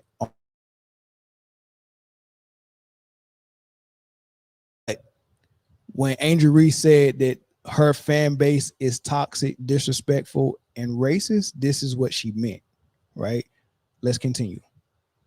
But when you come, when it's behind your name, that's when a lot of people are like, oh, they think, oh, I don't like her because her fans are saying this. No, I don't believe in her heart that she has hatred towards me. Mhm. And I'm sure she believes that I don't have hatred towards her. But I think her fan base has gone, I'm talking about like, It's a lot. It's a lot. Like, we see it all the time. I know y'all see it. Like, Mhm. I literally saw something today that was like, it's crazy. And it goes down to knowing, like, again, we are humans. Like, basketball is literally a game. Like, I promise you, it's literally a game. We have so much fun with it. But when it comes to death threats, when it comes to people finding, like, I'm talking about people have come down to my address, follow me home. Like, it's come down to that. And like, when I talked about earlier on after the season, and when I was in my press conference and I was talking about being sexualized, like, I guess people thought that was like, because I post pictures in my bathing suits. No, like, multiple occasions, people have made AI pictures of me like naked, literally. Really? They have sent it to my family members. My family members are like, uncles are sending it to me like, no, are you naked on Instagram? It sucks to see that, and it's really hard that I have to go through that, and now seeing other players even having to go through that. But like, at the end of the day, it's a game that we do both love, but there is no hate. No hate. We're going to play on the same team one day, I'm sure. Like, we're going to definitely play on the same team one day. So maybe 2028. 2028. Yeah. Yeah. So, I mean, somebody got to explain to me what, like, why would you be a fan of a player and think that this is okay? Well, I'm a fan of this player, so any player that, that makes my favorite player mad, I'm gonna, I don't know, be so radical that I would follow her home, or I would stalk her, or I would stalk her on social media, or I would say bad things about him. It's just ridiculous, man. So, and I hear all these people that, like Charles Barkley, Dan Patrick, when they see, comments like this, keep your clothes on and people won't sexualize you. I mean, what does that even mean? Right. I could take any player and use AI to show them naked. Right. Keep your clothes on. Like you can't come up with a reason why it's okay to do that. Right. You can't come up with a reason why it's okay for you to be racially motivated toward not fans of Angel Reese, but anyone who don't think like you do about Caitlyn Clark. Like, I have a different opinion about Caitlyn Clark than a lot of other people do. For that, someone's going to come to my page under my video and leave comments like that, trying to provoke me into some type of keyboard fight. Nah, I'm not cool with that. And exposing the truth, and this is part of the problem. You wasn't listening. She don't have news. She said that people use artificial intelligence and put her face on nude bodies. What are you not understanding about that? She didn't post any news. This dude is unreal, man. And this is the type of people we're talking about. That's the type of people we're talking about. People that don't pay attention to detail at all. Didn't even hear what the girl said, right? So, there's so many examples of why this whole thing is weird. But I'm gonna kind of start from the beginning, right? So there's a player called Paige Beckers or Buchers, or how you want to say her name, the UConn phenom. Great basketball player. She's a white girl, phenomenal basketball player, right? But she's not liked that much by the same fan base that loves Caitlyn. And this is why. First, I would like to say all glory to God, because I mean, this is better than I could have ever imagined. I'm just a small town kid with really big dreams, and I'm honored to show all the little kids that are watching this that dreams do come true if you work hard and you have great faith in your life. A huge shout out to my friends and my family and everybody that helped me get to be where I am today, especially my coaches and my teammates. I stand on this stage alone, but without them, I wouldn't have this award. And they've sacrificed so much for me. Okay, sorry. I just had ankle surgery. I'm out of breath, out of shape. But no, with the light that I have now, as a white woman who leads a Black-led sport and celebrated here, I want to show a light on Black women. They don't get the media coverage that they deserve. They've given so much to this sport and the community and society as a whole, and their value is undeniable. And in the WNBA last season, the postseason awards, 80% of the winners were Black, but they got half the amount of coverage as the white athletes. So I think it's time for change. Sports media holds the key to storylines. Sports media and sponsors tell us who is valuable, and you have told the world that I matter today, and everyone who voted, thank you. But I think we should use this power together to also celebrate Black women. So to Maria Taylor, Robin Roberts, Maya Moore, Odyssey Alexander, to all the incredible Black women in my life, on my teams, to Breonna Taylor and all the lives lost, and to those names who have not yet learned, but I hope to share, I stand behind you and I'll continue to follow you and follow your lead and fight for you guys. So I just want to say thank you for everything. So you would hear something like that and you would think like, well, first of all, I don't think I've ever heard a white woman get up there and speak up for Black women. I don't think I've ever heard that, right?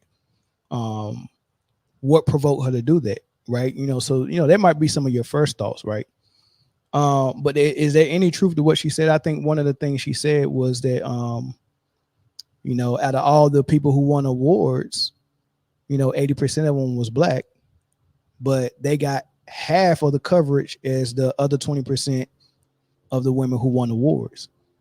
And I don't know how she came up with that number. I don't know how you put it in a percentage of who got more coverage or what. Maybe it was just obvious. I don't know if she did. I haven't found those numbers anywhere, but she said 80% of them that won awards were Black, but they got half the coverage as their white counterparts. So she said, this is a good opportunity, even though I won this award. And the award that she won, that was the ESPYs in 2021. She won the best women's athlete in college, right? So that's a prestigious award to win. And she used her platform to say, I'm going to shut out all these Black women because they've been leading in this sport of basketball for a long time.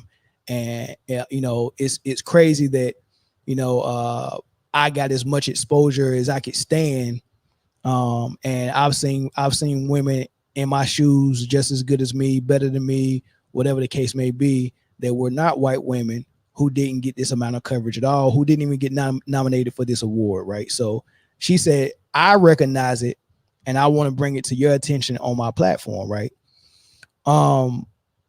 As far as how that award shakes out, I think 2002, Sue Bird won it.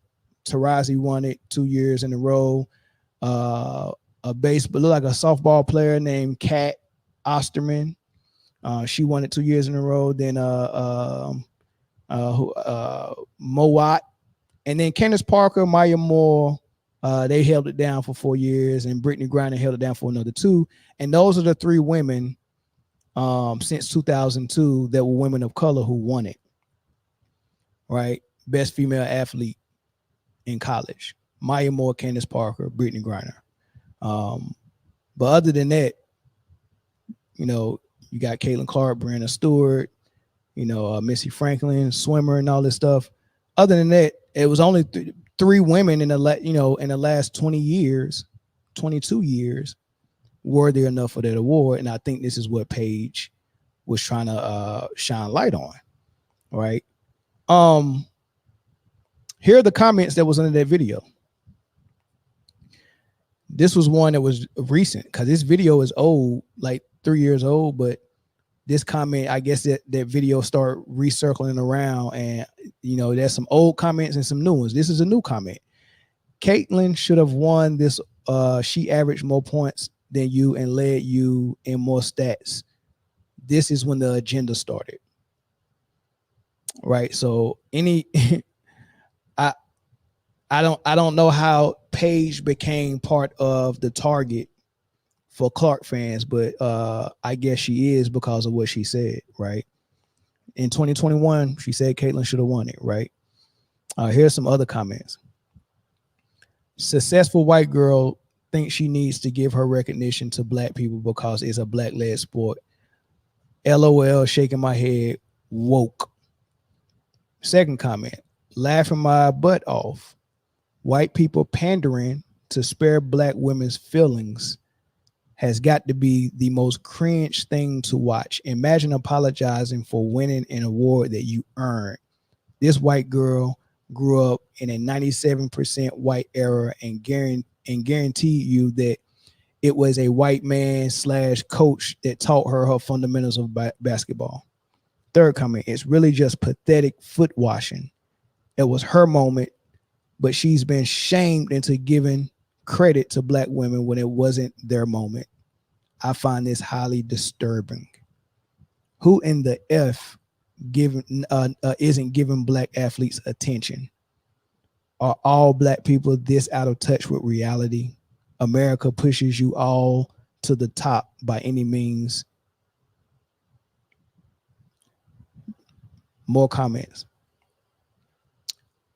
Caitlyn Clark, never do this. We don't need you bending the knee. Sheesh. I guess we see the difference between Caitlyn Clark and Paige. That's how you make up crap so blacks don't hate you. I love it. I wish Paige realized she doesn't have to pander to people. If you're good, marketable, or you're good, if you are good or marketable enough, then the media coverage. And if you're not, then you don't get media coverage. Simple as that. Maybe the Tampa Bay Lightning team should give their Stanley Cup to one of the black players on the Canadian team. After all, we live in a world where everyone gets a participation trophy and a pizza party. Holy mother of wokeness. Right? So these are the type of comments that was under that video just for her saying, I'm going to take this opportunity to recognize my black counterparts, my female black counterparts who are athletes in this sport, you know, because I don't think they get enough recognition the way they should. You know, like she said, the number she gave, 80% of them were black that won awards.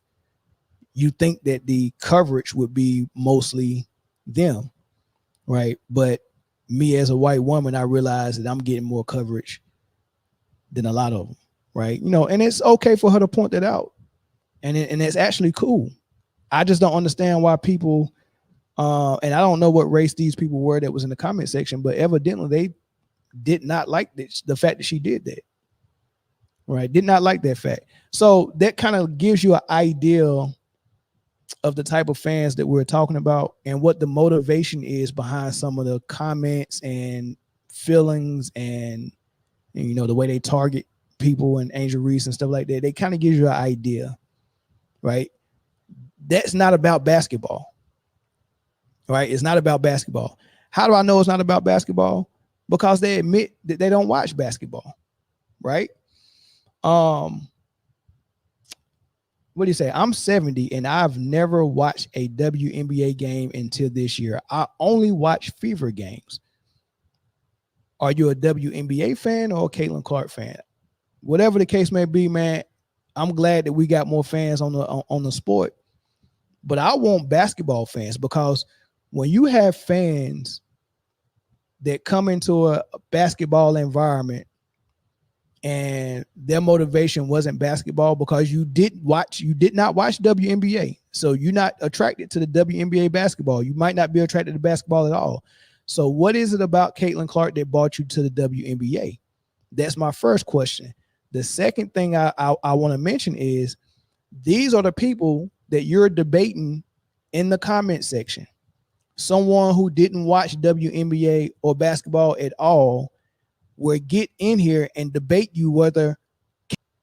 So you're speaking just strictly from a basketball perspective. And here you're speaking and having a debate with someone who's not approaching it from a basketball perspective at all. So where are they approaching it from? Right? I'm 72, and I'm right there with you in the same boat, pun intended. 50 here, and I've never went as far as even watching a clip or a highlight of the WNBA until CC.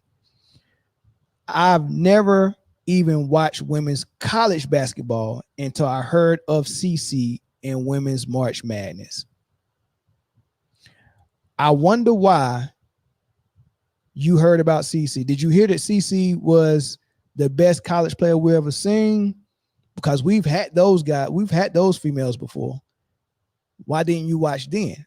All this is becoming very clear on the type of fans that we just brought to the WNBA. 78 here, and I've never watched basketball at all. So one admitted he ain't never watched WNBA. The other one admitted I've never even watched college. And the other one admitted I've never even watched basketball. Then I heard about this girl from Iowa and have not missed a game since March Madness last year. I think it's a sad statement that is being made by other WNBA players regarding CC and her success so far. At least CC is keeping her dignity through this.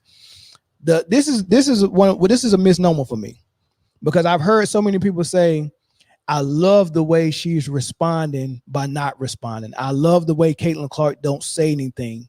First of all, what is being said that she need to say anything back to, right? That's number one. Number two, I've never went to a courtroom and seen someone on trial speaking when their representative was just sitting right there watching them speak. You don't represent yourself if you have representation.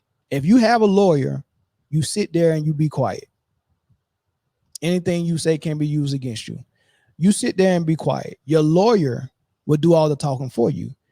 The reason why I brought that up is the reason why you don't hear Caitlyn Clark saying anything is because she has lawyers all over the media.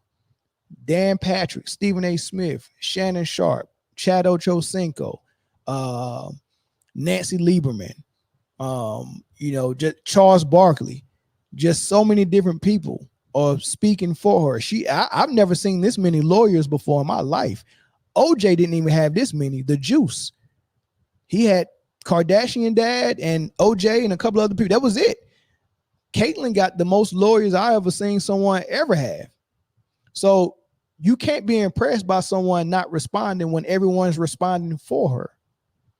And you can't be turned off by Angel Reese responding when everyone is actually targeting her in the media. She don't have representation. And when she do get representation, what happens? Cheryl Swoop says one thing, they attack her. Go take a look at Cheryl Swoop's Twitter account. Caitlyn Clark fans is all up and down that thing. Harassment, insult. All up and down there. She done lost a job. She got pulled off of a game that she was supposed to call that Caitlyn was in.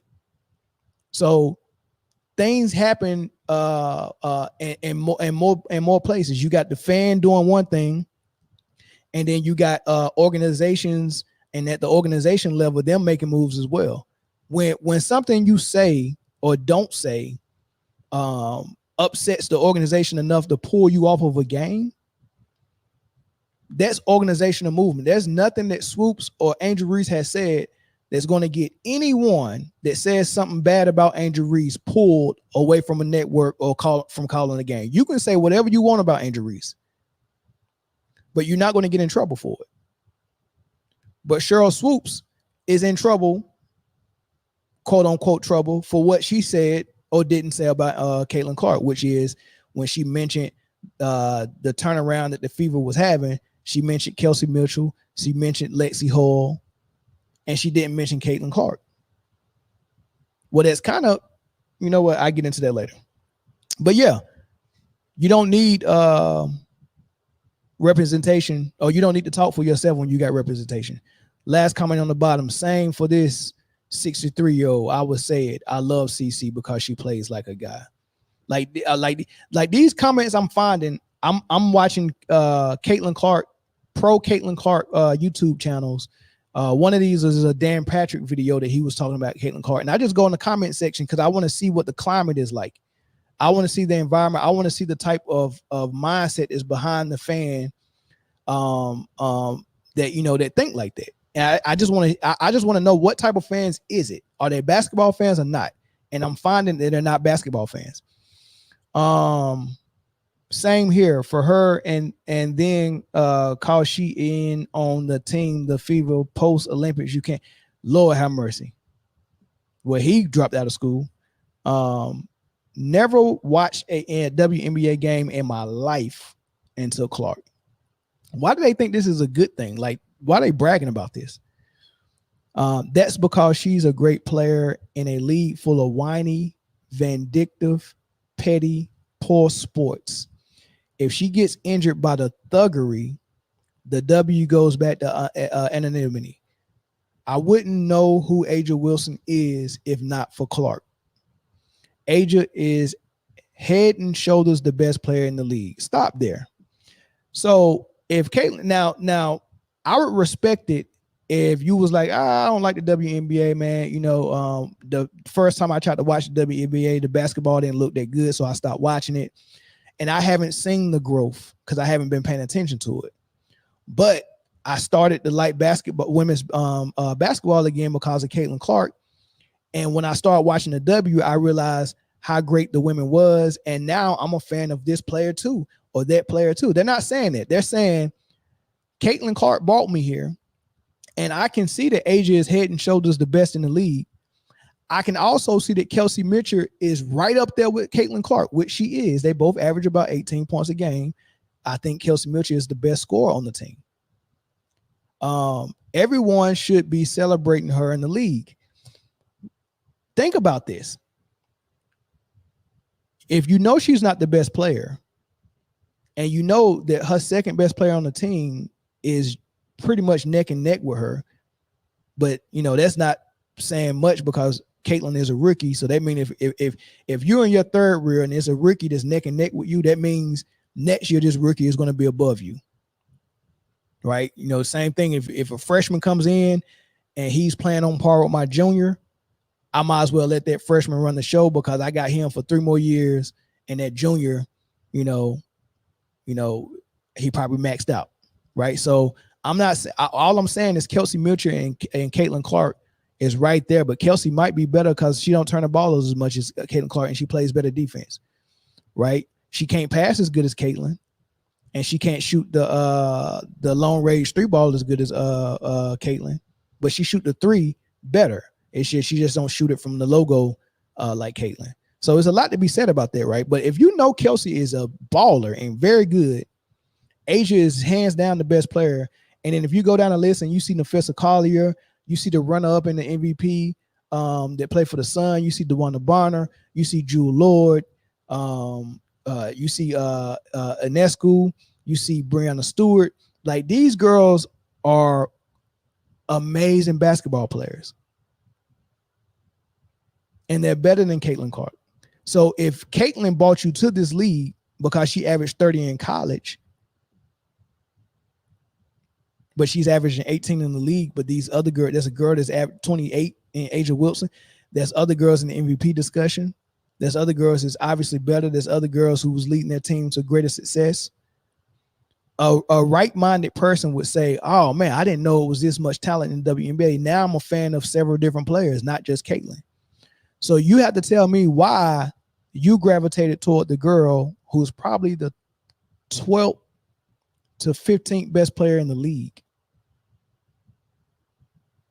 And you can't say because of the deep 3 ball, because Ionescu shoot the 3 ball just as good and just as deep, along with other players that shoot it just as good as just as deep as well. Right? So it's not the 3 ball. What is it? You got to be honest about this. We know what it is, but you got to be honest about it. Like, you have to be honest about this, and all of this will make more sense. I'm a 58-year-old Aussie male, never followed basketball. Now I watch every Fever game. I wonder why. I wonder why too. Why have you never watched basketball at all? No NBA, no college basketball, no female college, no WNBA. You never watched basketball. I know and one. You never even watched basketball. And you had a great Australian. What was the Australian name that got drafted and came over here and balled out? I forgot her name. Great basketball player. Man, what is her name? I forget her name. So y'all had great Australian players come over here on the male and the female side. Patty Mills, Australian. Ben Simmons, you might feel a certain way about Ben Simmons. Dante Exum, there's a lot of Australia guys, and then females as well. So you telling me you've never even watched, but now you're watching every Fever game? I want to know why. You have to tell us why. The only reason we know the names of these teams or know who Reese is or some of the other players in the league is because of CC. Okay, so what does that mean? If CC brought you to the league for you to learn other women, what does that mean? Does that mean that these other women should not defend her the best they could? Should they not play physical basketball? I only watched the WNBA because Caitlyn Clark and Caitlyn Clark only. Me too. Never watched basketball before, ever. You're not alone. Millions around the world are doing the exactly same thing. So there's the fan base. The fan base is cropping to the league only because of Caitlyn, but I want to know why.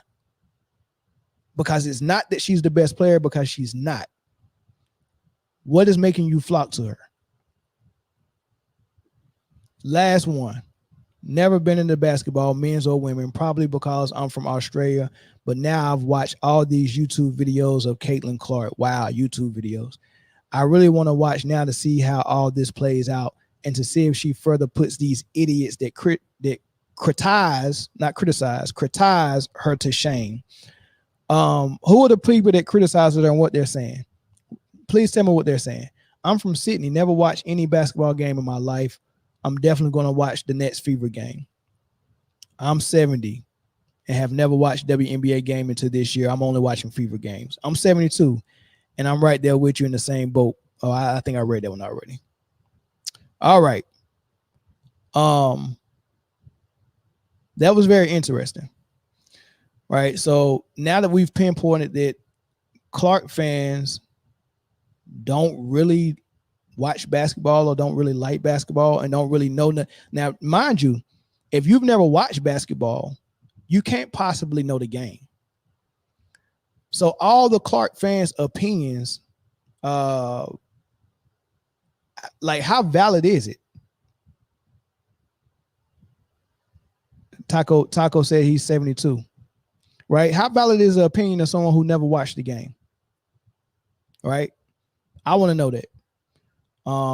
This is the last thing I show because I want to talk about the rebounds because her last game she got a triple-double. I watched that game. And I did a video on Luka Doncic. And I've done a video on James Harden. And I've done podcasts on Russell Westbrook when they was averaging triple-doubles or close to triple-doubles. I don't respect the triple-double in this era of basketball at all, right?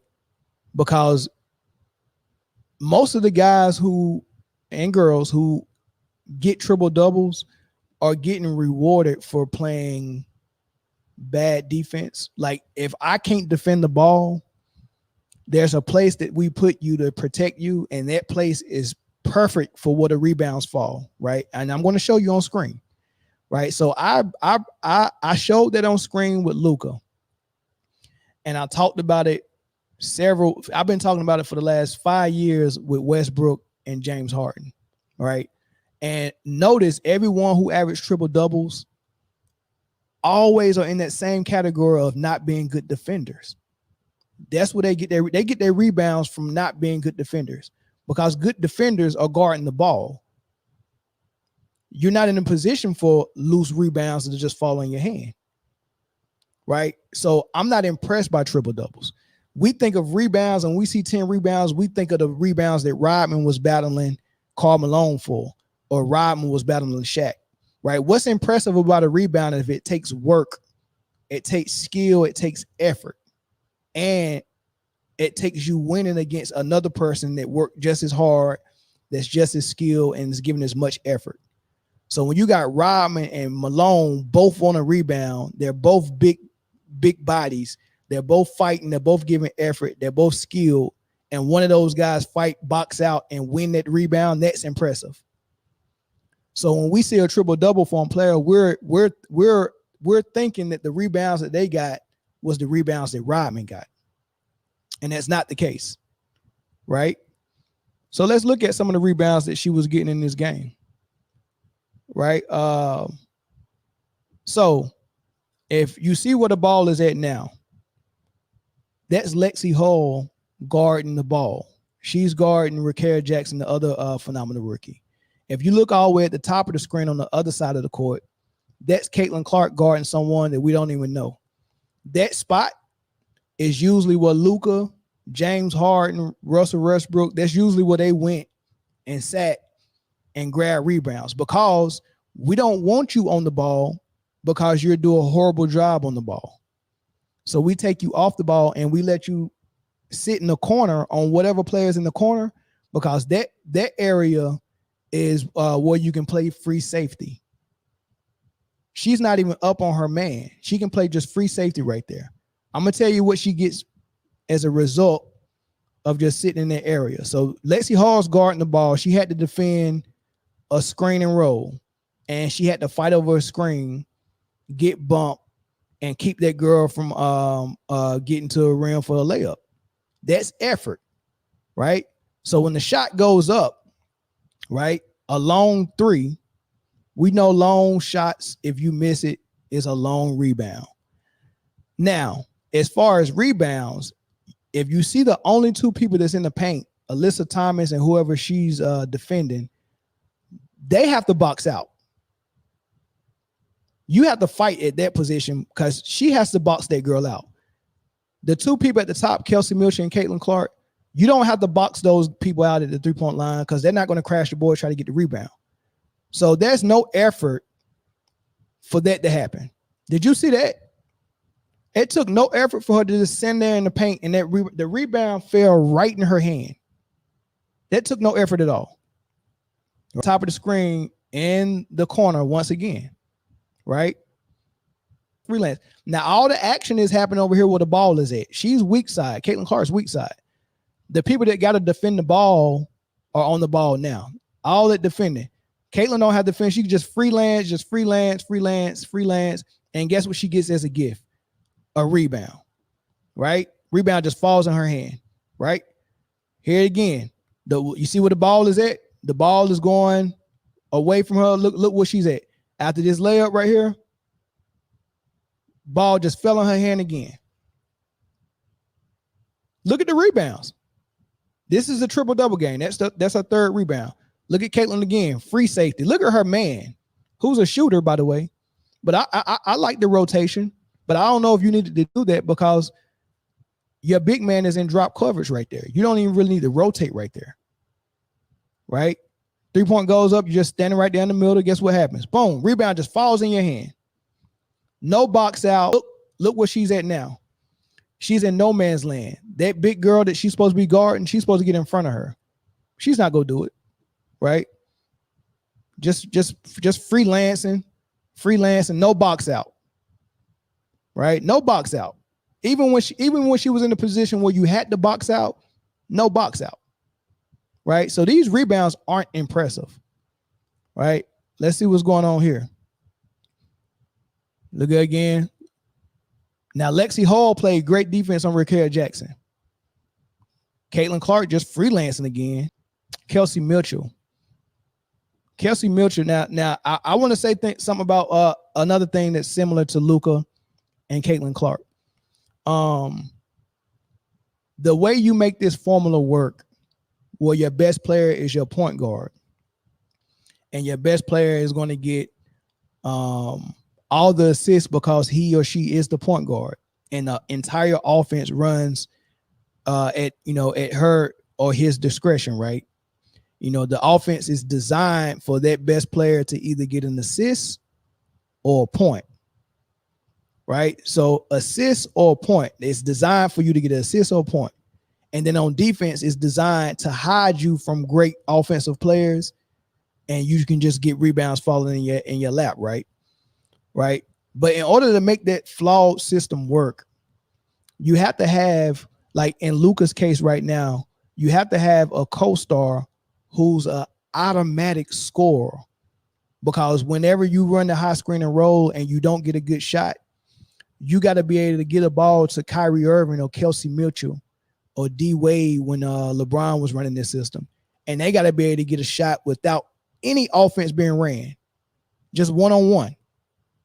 And Kelsey Mitchell can do that, and so can Kyrie, right? And as a result, when both of those are clicking and on point, you can get a win, you can get a W, right?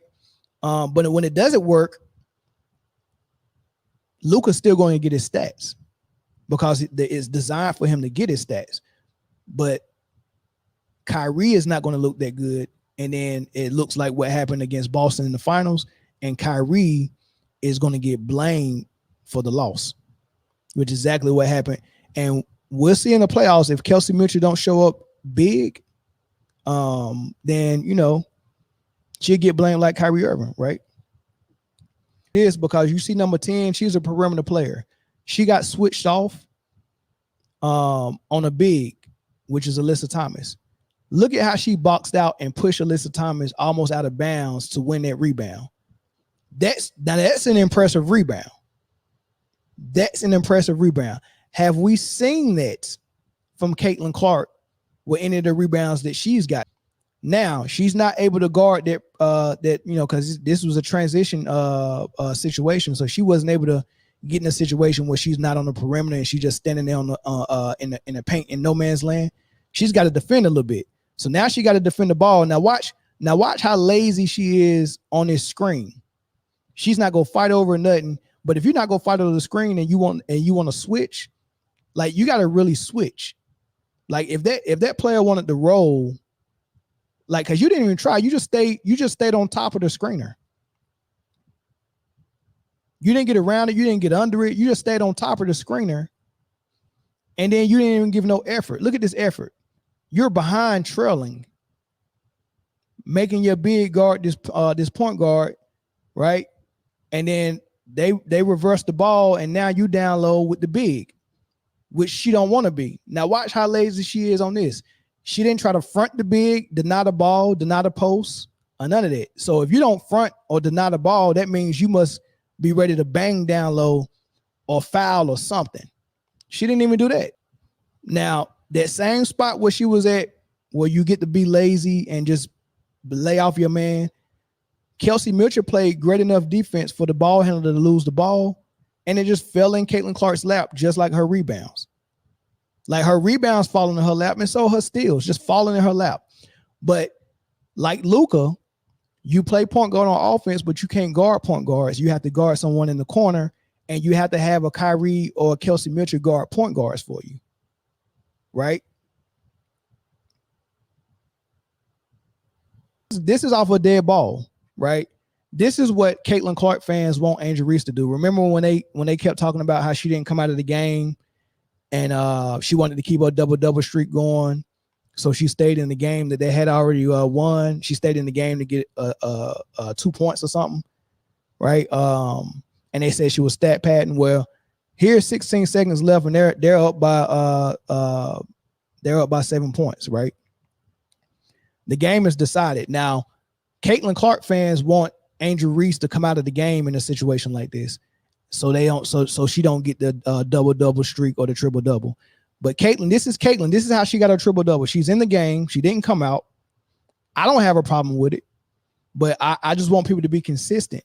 If you're gonna have a problem with Reese doing this, you can't cheer Caitlyn for doing it, right? So this is how. Now I'm gonna open the phone lines up, and then I'm gonna end it. I'm not gonna get to this Shaquille O'Neal topic. I'm not gonna get to this Shaquille O'Neal topic because we got to do Full Pattern Friday really quick. But I'm gonna open the phone lines up really quick, and I'm gonna get to some of these comments that y'all got right here. But y'all can call in right now.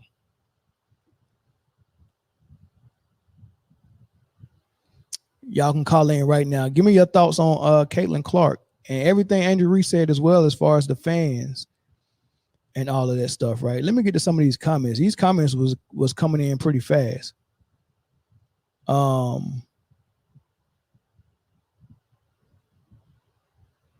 Let's see. Reese is Rodman. Clark is Larry Bird. Who you got? Well, that's kind of false. Because Larry Bird was at the top when okay, so if we're talking about Reese right now or Clark right now, I get to that. Hold on. Caller from Chicago, what's your thoughts?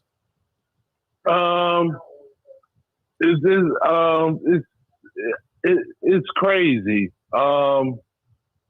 I believe, man, down, you have to go back in history. Because remember when the NBA was like trying to get from the drug rumors and all that stuff, you know, the NBA was going down. Then two guys, Bird and Magic, came in the league. And they lifted up the NBA. And just like Angel Reese and Caitlyn Clark, you had some great ball players coming in behind them. So, because they made that Bird and Magic thing race too. They did. I agree. By the simple fact of Magic playing in LA, and we all know how Boston is. Correct. Just like Indiana. Now, is anybody denying that was about race? They might have been denying it then, but now back looking on it, is anybody denying that it was a racial component with that? I don't really know if they like you. Okay, so they probably didn't deny. So we know for a fact that was about race. Well, why we can't? Why we can't? Folks, yeah, black folks. No. We didn't have no issue. No, we didn't have no issue with it because we love Magic. Right, but let me ask you this: why are people not admitting that this is a racial component? I just showed you several comments. From fans and what their mindset is and what they think and how they think and what they say. They thought it was. They think it's a safe space on YouTube because they own a channel where everybody think like that. And that's the difference too. But it's a public space. Everyone has access to that, so you just can't say what you want and think people not gonna be able to see that. Right. So we know it's a racial component to it. We know why they hate Angel Reese. Right. We know why it looks bad for Caitlyn to get pushed around versus anybody else getting pushed around. We know why they take offense to that. We know why it hurts. Right. So I mean, let's be adults and just admit the elephant in the room. It's not even really an elephant in the room, man. It is an elephant. It's very obvious, right? But my point is, this ain't really like Bird and Magic the way they want to say is Bird and Magic, right? But I'm gonna tell you why. When Magic and Bird, let's put it this way: when Bird got met with physicality in the league, the entire media say that the whole NBA is jealous of Bird, and that's why they're playing physical defense on him. No, that was the game. Right. That's what they're saying about this situation. They're saying that the WNBA females are jealous of Clark, and that's the only reason why they're playing physical defense on her. Yeah, well, look how the NBA going. This is a different time that we coming up in.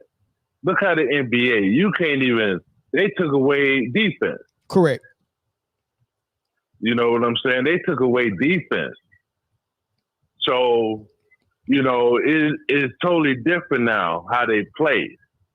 But as I was watching the Olympic Games and with them women and how they played, even though I like Caitlyn Clark, I don't have nothing against her. She's a good hooper.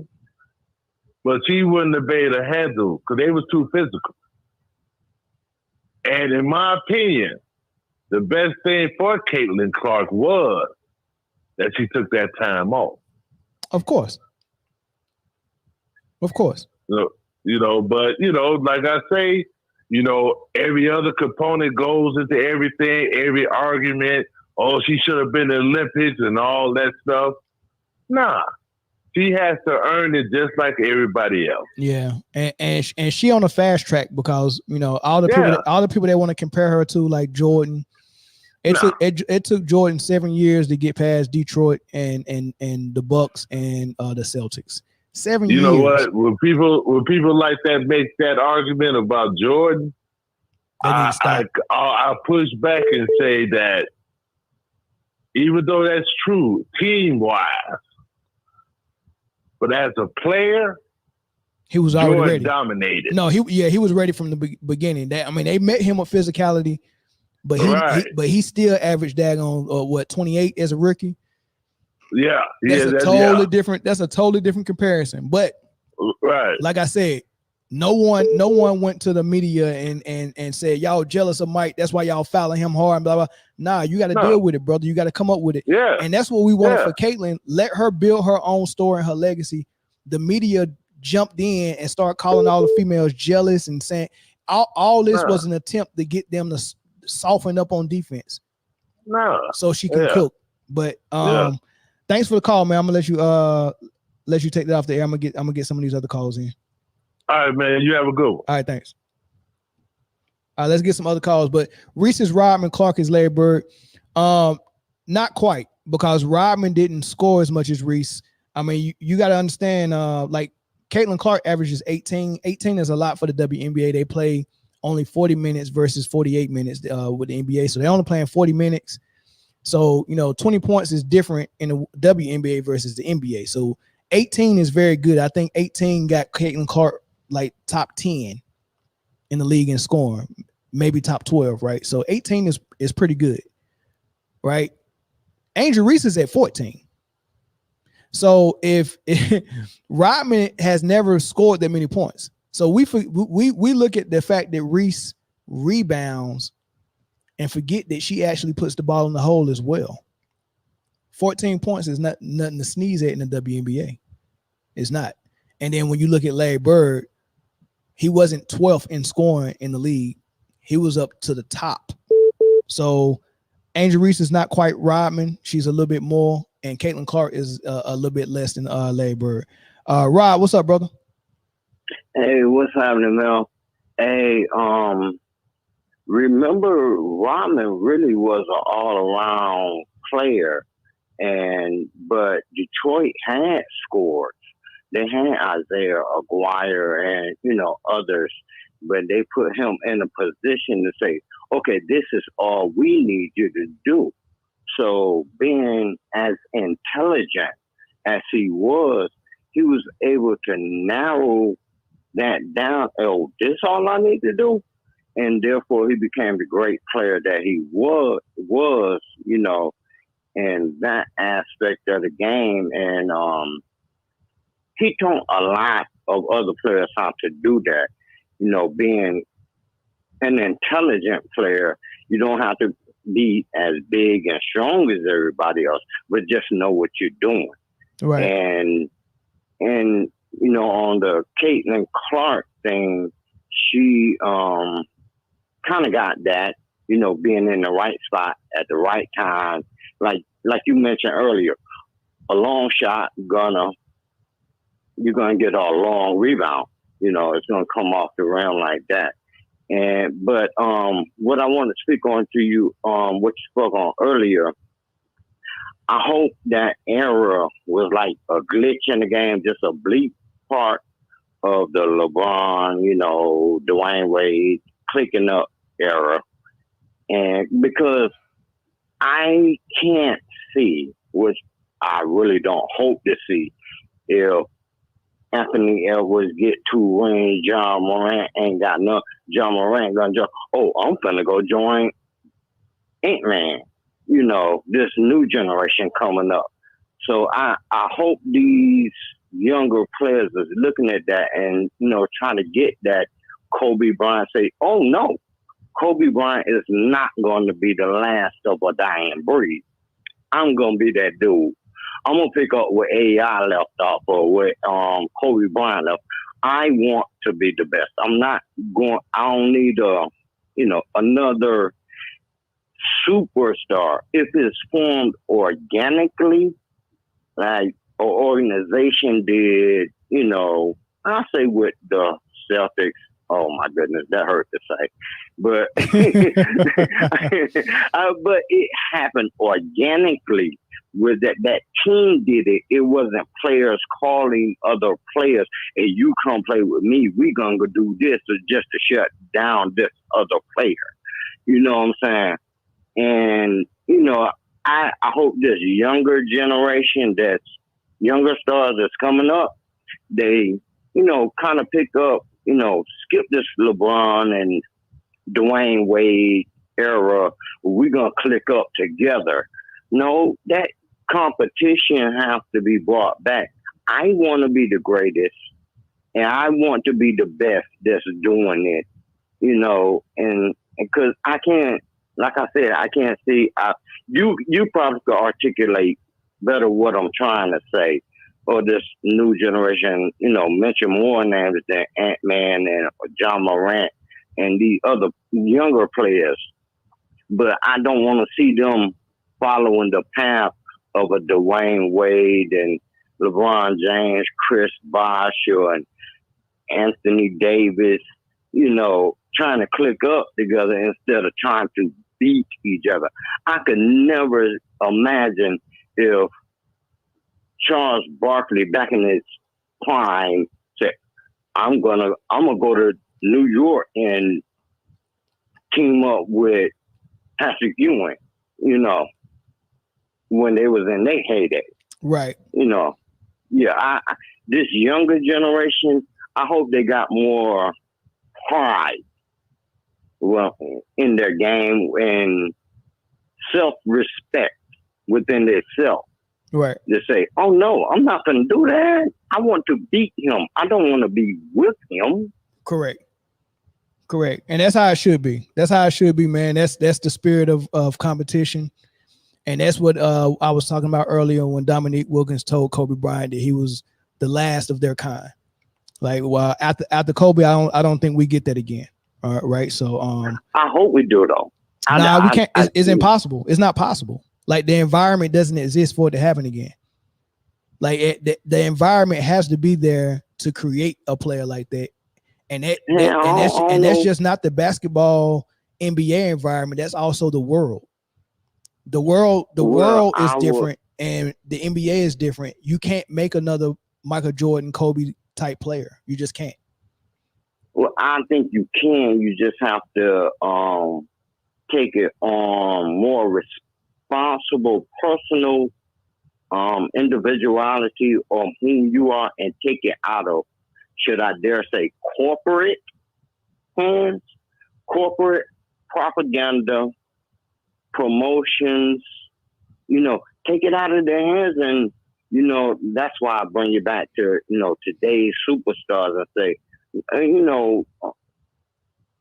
look, I don't want that dude on my team, or if Curry would have stepped up and said, no, Durant ain't coming here. No. Now that would have been hard to do. It would have been very tempting, especially after you just lost to LeBron and Kyrie Irving, and you want to get them back. It'd be hard to say no to Kevin Durant. So I get it, but it's been done before. I still remember when Kobe was telling the story when the front office came to him and was like, "Hey, Dirk is a free agent. Can you call him and see if he would come?" And Kobe was like, he knew the type of person Dirk was. He was like, "That's gonna be a waste of time. But just because you asked me, I'll call." And he called Dirk and was like, "Hey, I already know your answer. You think like I do. So I already know your answer, but I at least had to call, man. Are you giving LA a thought?" And he was like, "No, I'm not. I can't." He said, I can't come play with you, bro. Like, I just That's why can't. I disagree with you on. I wouldn't say it's impossible. I just hope that these young players that's coming up that would have that self-respect, that determination to be the best, that say, no, I'm not gonna go that route. Yeah. I know Magic 1-5, Bird 1-3. When Magic won his first 2 or 3. I couldn't see Bird saying, "Well, I only got 1," and Bird then Magic then jumped up to 2 or 3. Now I'm gonna go join him. Yeah. I hope the young players, don't adapt that LeBron, Dwayne Wade, that era, mentality. This a whole new generation coming up. Yeah. And I do hope it can flip back. I don't think it's impossible. Yeah, we'll see, man. But I appreciate the call, man. Thanks. I appreciate you. Thank you. All right, bro. All right, let me get to these comments. Dale, hey man, Dale, I appreciate you. Even though we don't agree 100% on most of the stuff I've been saying, Dale, I appreciate you being here. I hope you subscribe. And I hope that you find that I'm objective and fair, even though we disagree. I appreciate the fact that you are still in here commenting and you're willing to have a dialogue. So I appreciate that. But to answer your question, I think you were referring to when I was saying they hide Caitlyn on defense, and you said why they can't target her like they do Luka. Well, the NBA and the WNBA play a different brand of basketball. They still play from the inside out in the WNBA. They still go in the post. They haven't transitioned over to a lot of isolation basketball, a lot of high screen and roll, where that's all they do. But the Fever has done it because they got Caitlyn, and her game is geared toward that. It's like the new age version of the WNBA. The WNBA is behind, right? They're still playing the 90s style brand of basketball, which in my opinion is the best brand of basketball that you can play professionally, which is why the Olympics look so good to us, which is why FIBA basketball is a little bit too physical for the NBA players. They're just not used to it anymore. But they can't target her as easy as they target Luka, because no one's trying to give the ball to their best player in ISO and do a high screen and roll to get a switch on Caitlyn so they can go one-on-one with her. And that's why they're not exploiting it like that. All right, caller from Texas, what's your thought? Hey man, hey, what's up, bro? This Young. Young, what's good? Man, why you always trying to highlight, bro, about this Kobe and all this? Like he not talking about LeBron and all this, bro. What's the problem, bro? I don't know. What you think it is? I'm asking you. Like what's the It ain't no problem. Look, Young, you got to go to all the Smoke podcasts and you got to leave that comment under the Dominique Wilkins video. I'm asking you, bro. This is what Dominique said.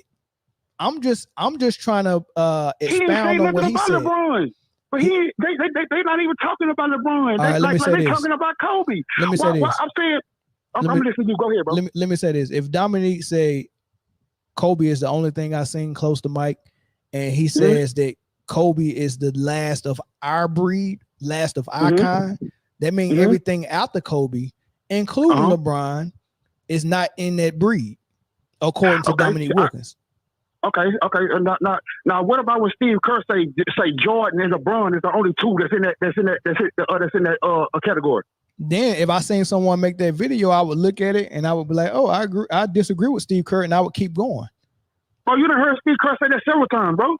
And I'm fine with that. I'm not gonna come after whoever made that video and I'm not coming after you. Yeah, I know. I'm not saying you coming after me. But what I'm saying, you asked me what would I do if Steve Kerr said that, and I would be like nothing.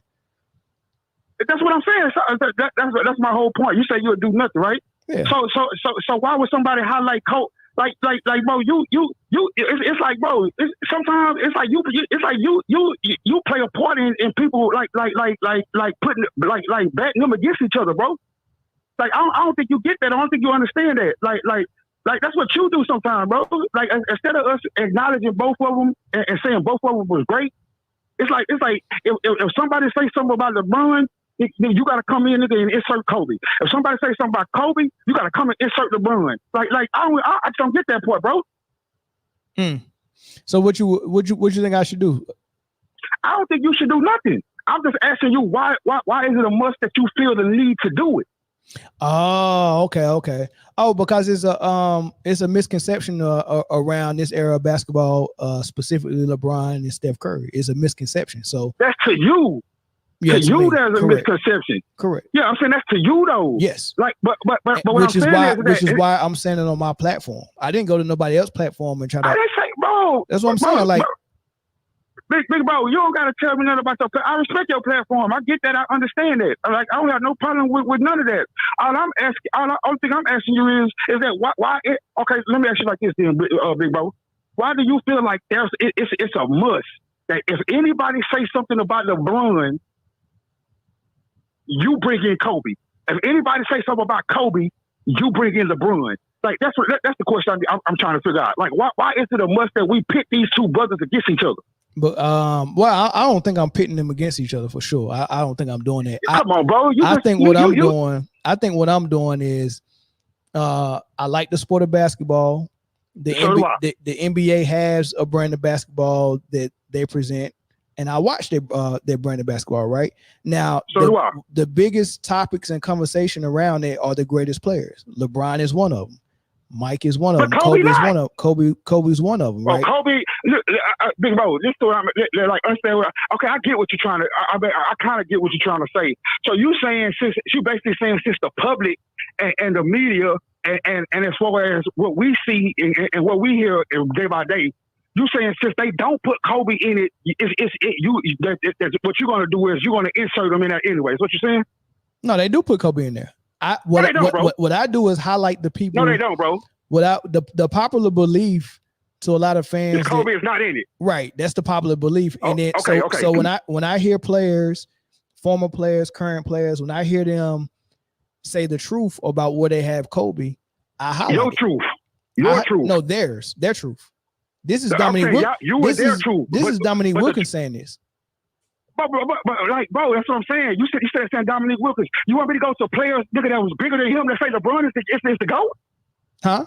Like we can do that all day.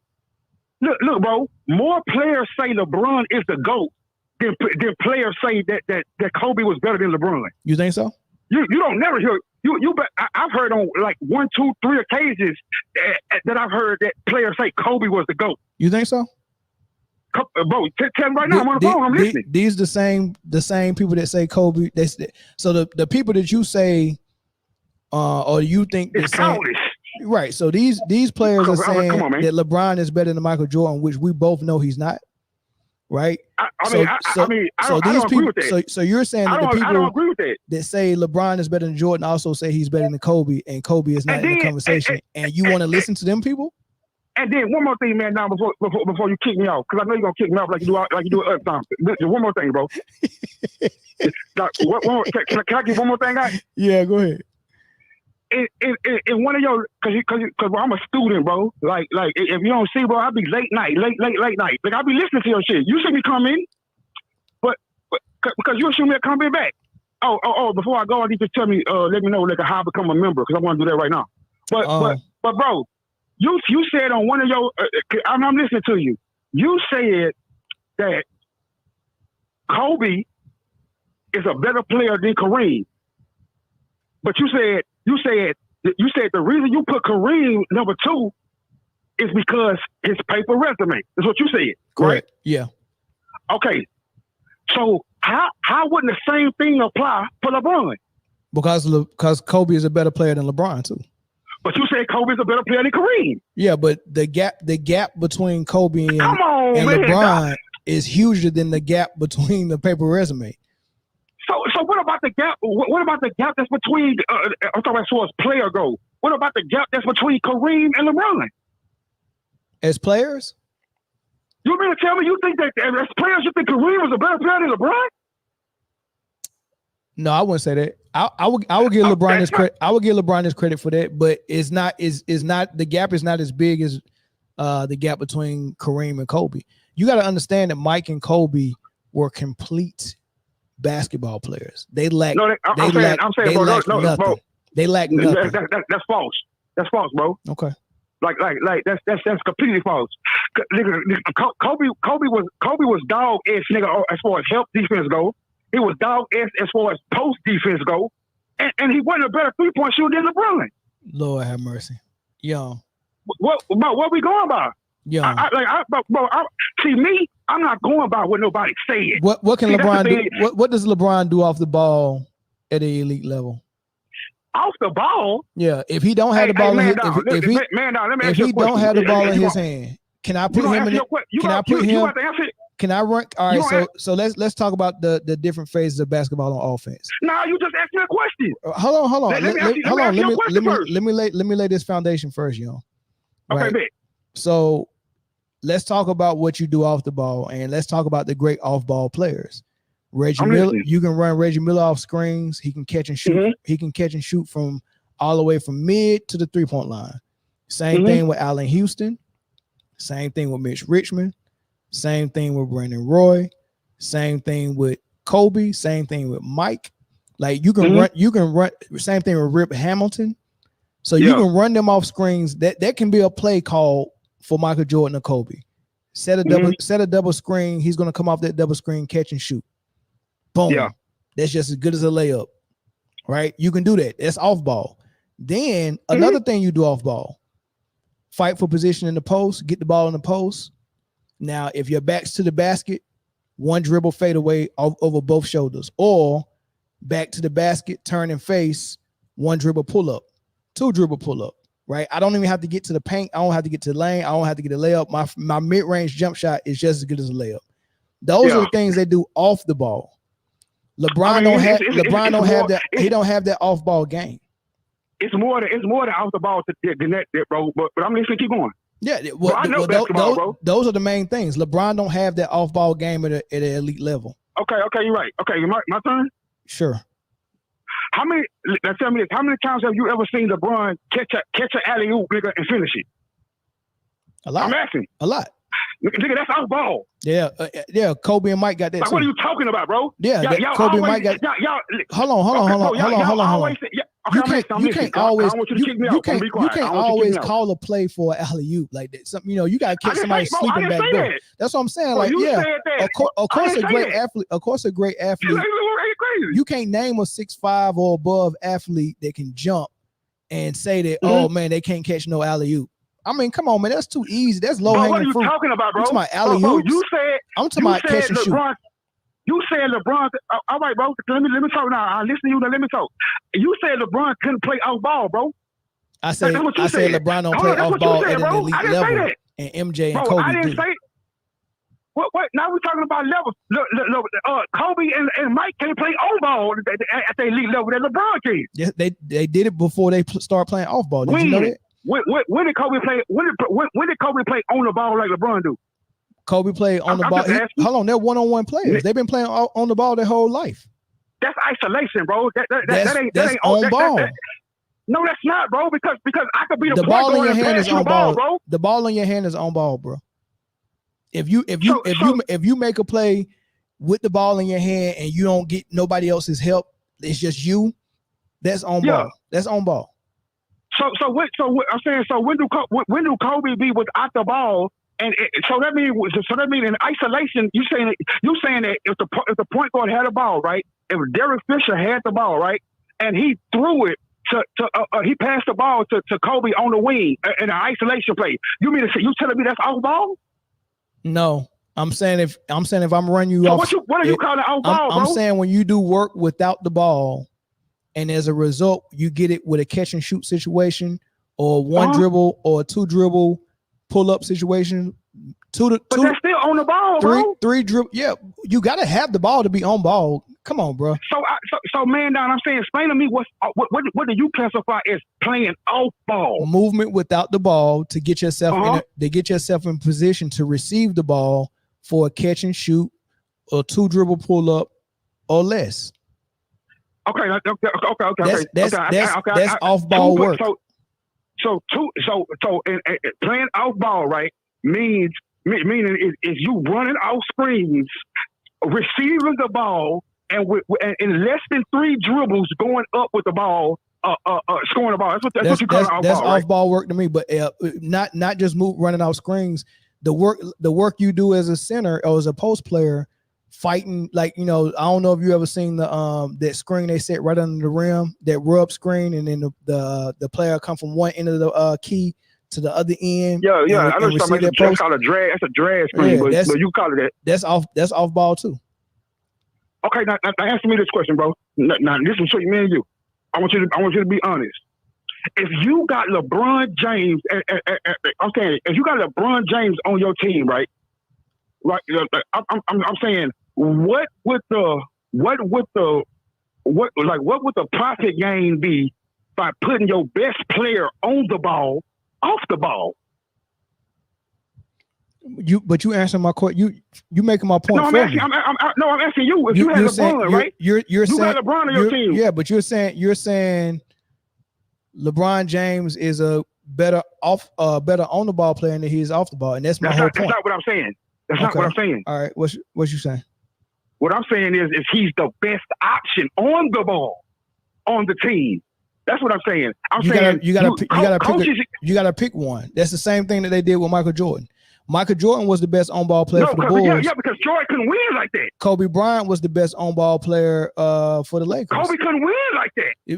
And neither could LeBron until he formed a super team. LeBron has won 4 times like that, bro. No, he didn't. Not without a super team. Listen. What you mean without a super team? Hold on. Michael Jordan could have won playing the style of basketball he was playing. Man, that's color should have won. I'm about to mute you. Michael Jordan could have won playing that flawed style of basketball that he was playing under Doug Collins if he also went and grabbed, and I want you to think about this, because in the LeBron James draft was Chris Bosh and Wade, all lottery picks, right? In the Michael Jordan draft was Hakeem Olajuwon and John Stockton. If Michael Jordan went and teamed with Olajuwon and John Stockton, it didn't matter what style of basketball he played. They would have won. Yes, something. It does. They would have won something. He didn't have to get in the triangle. But when you're playing with just the what you need to win, a star and a co-star, right? A star, a co-star, and role players. That's all you need to win. You have to play real offense. Era, bro. But when you have a star and another star and a third star, they didn't have co-stars. They had 3 stars. They had 3 stars on one team and role players. When you got that, you can run whatever offense you want, and that's what they did. But bro, that's false. Why did KD and them lose? What team?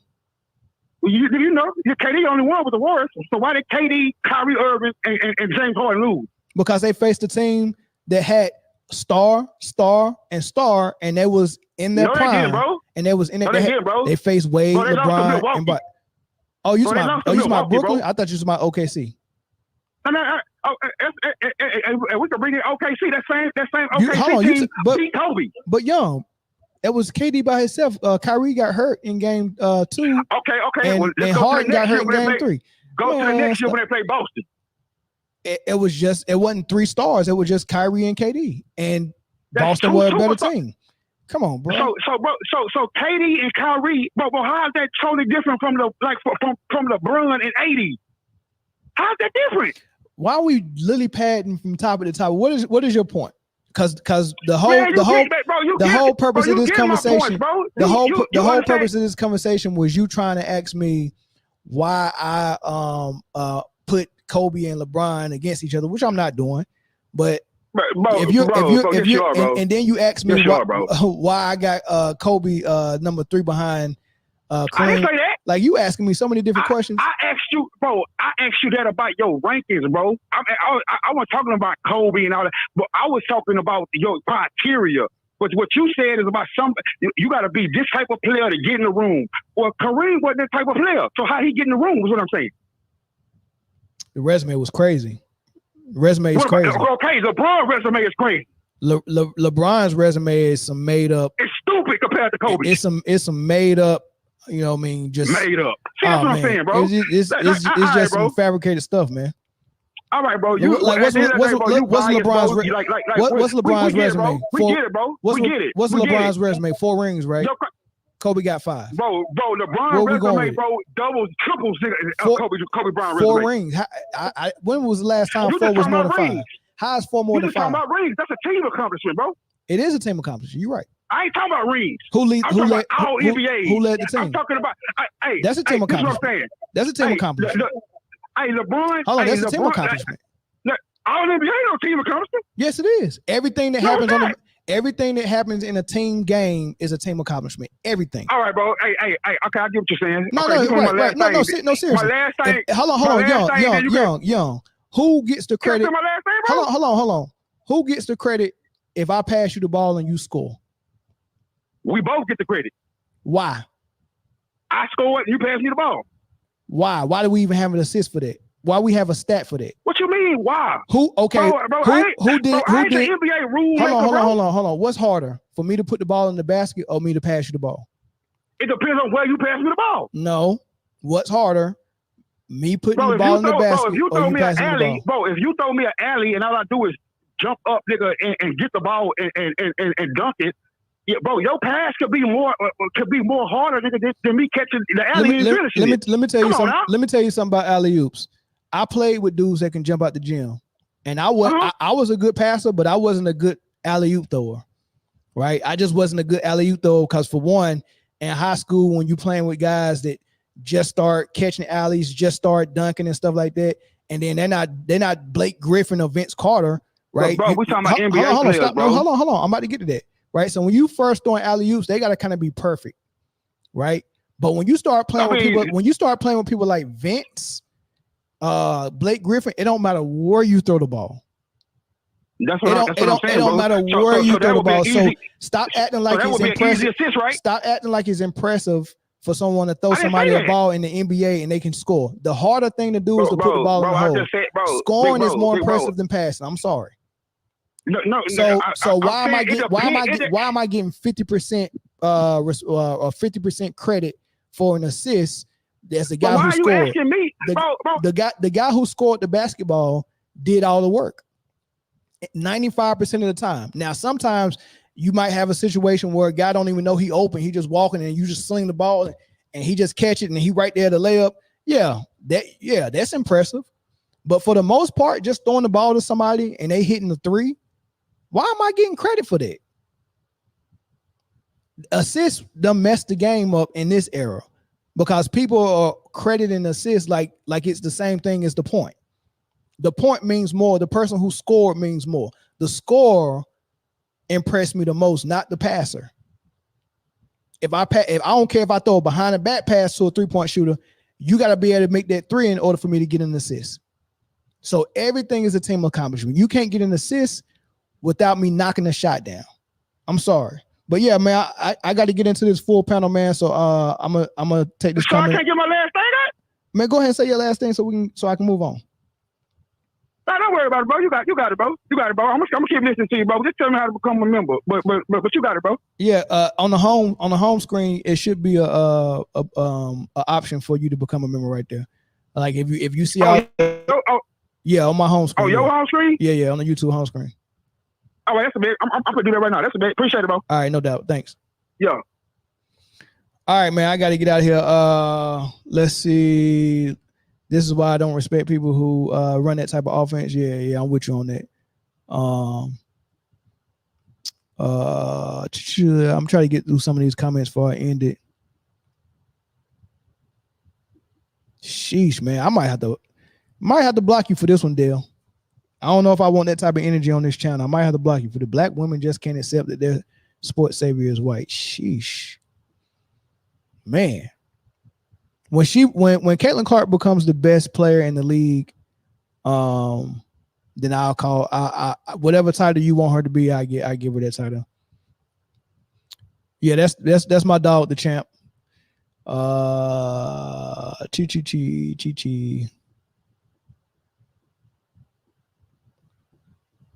Yeah, I ain't gonna get to all of these comments. These are good comments though, for sure. All great, but what's good, partner? Finally, some real hoops talk. Yeah, for sure.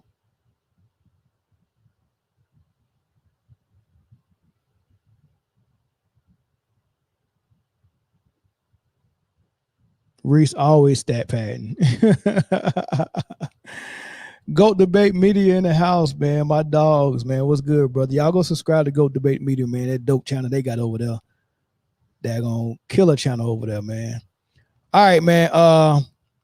Let me get ready for Full Panel Friday.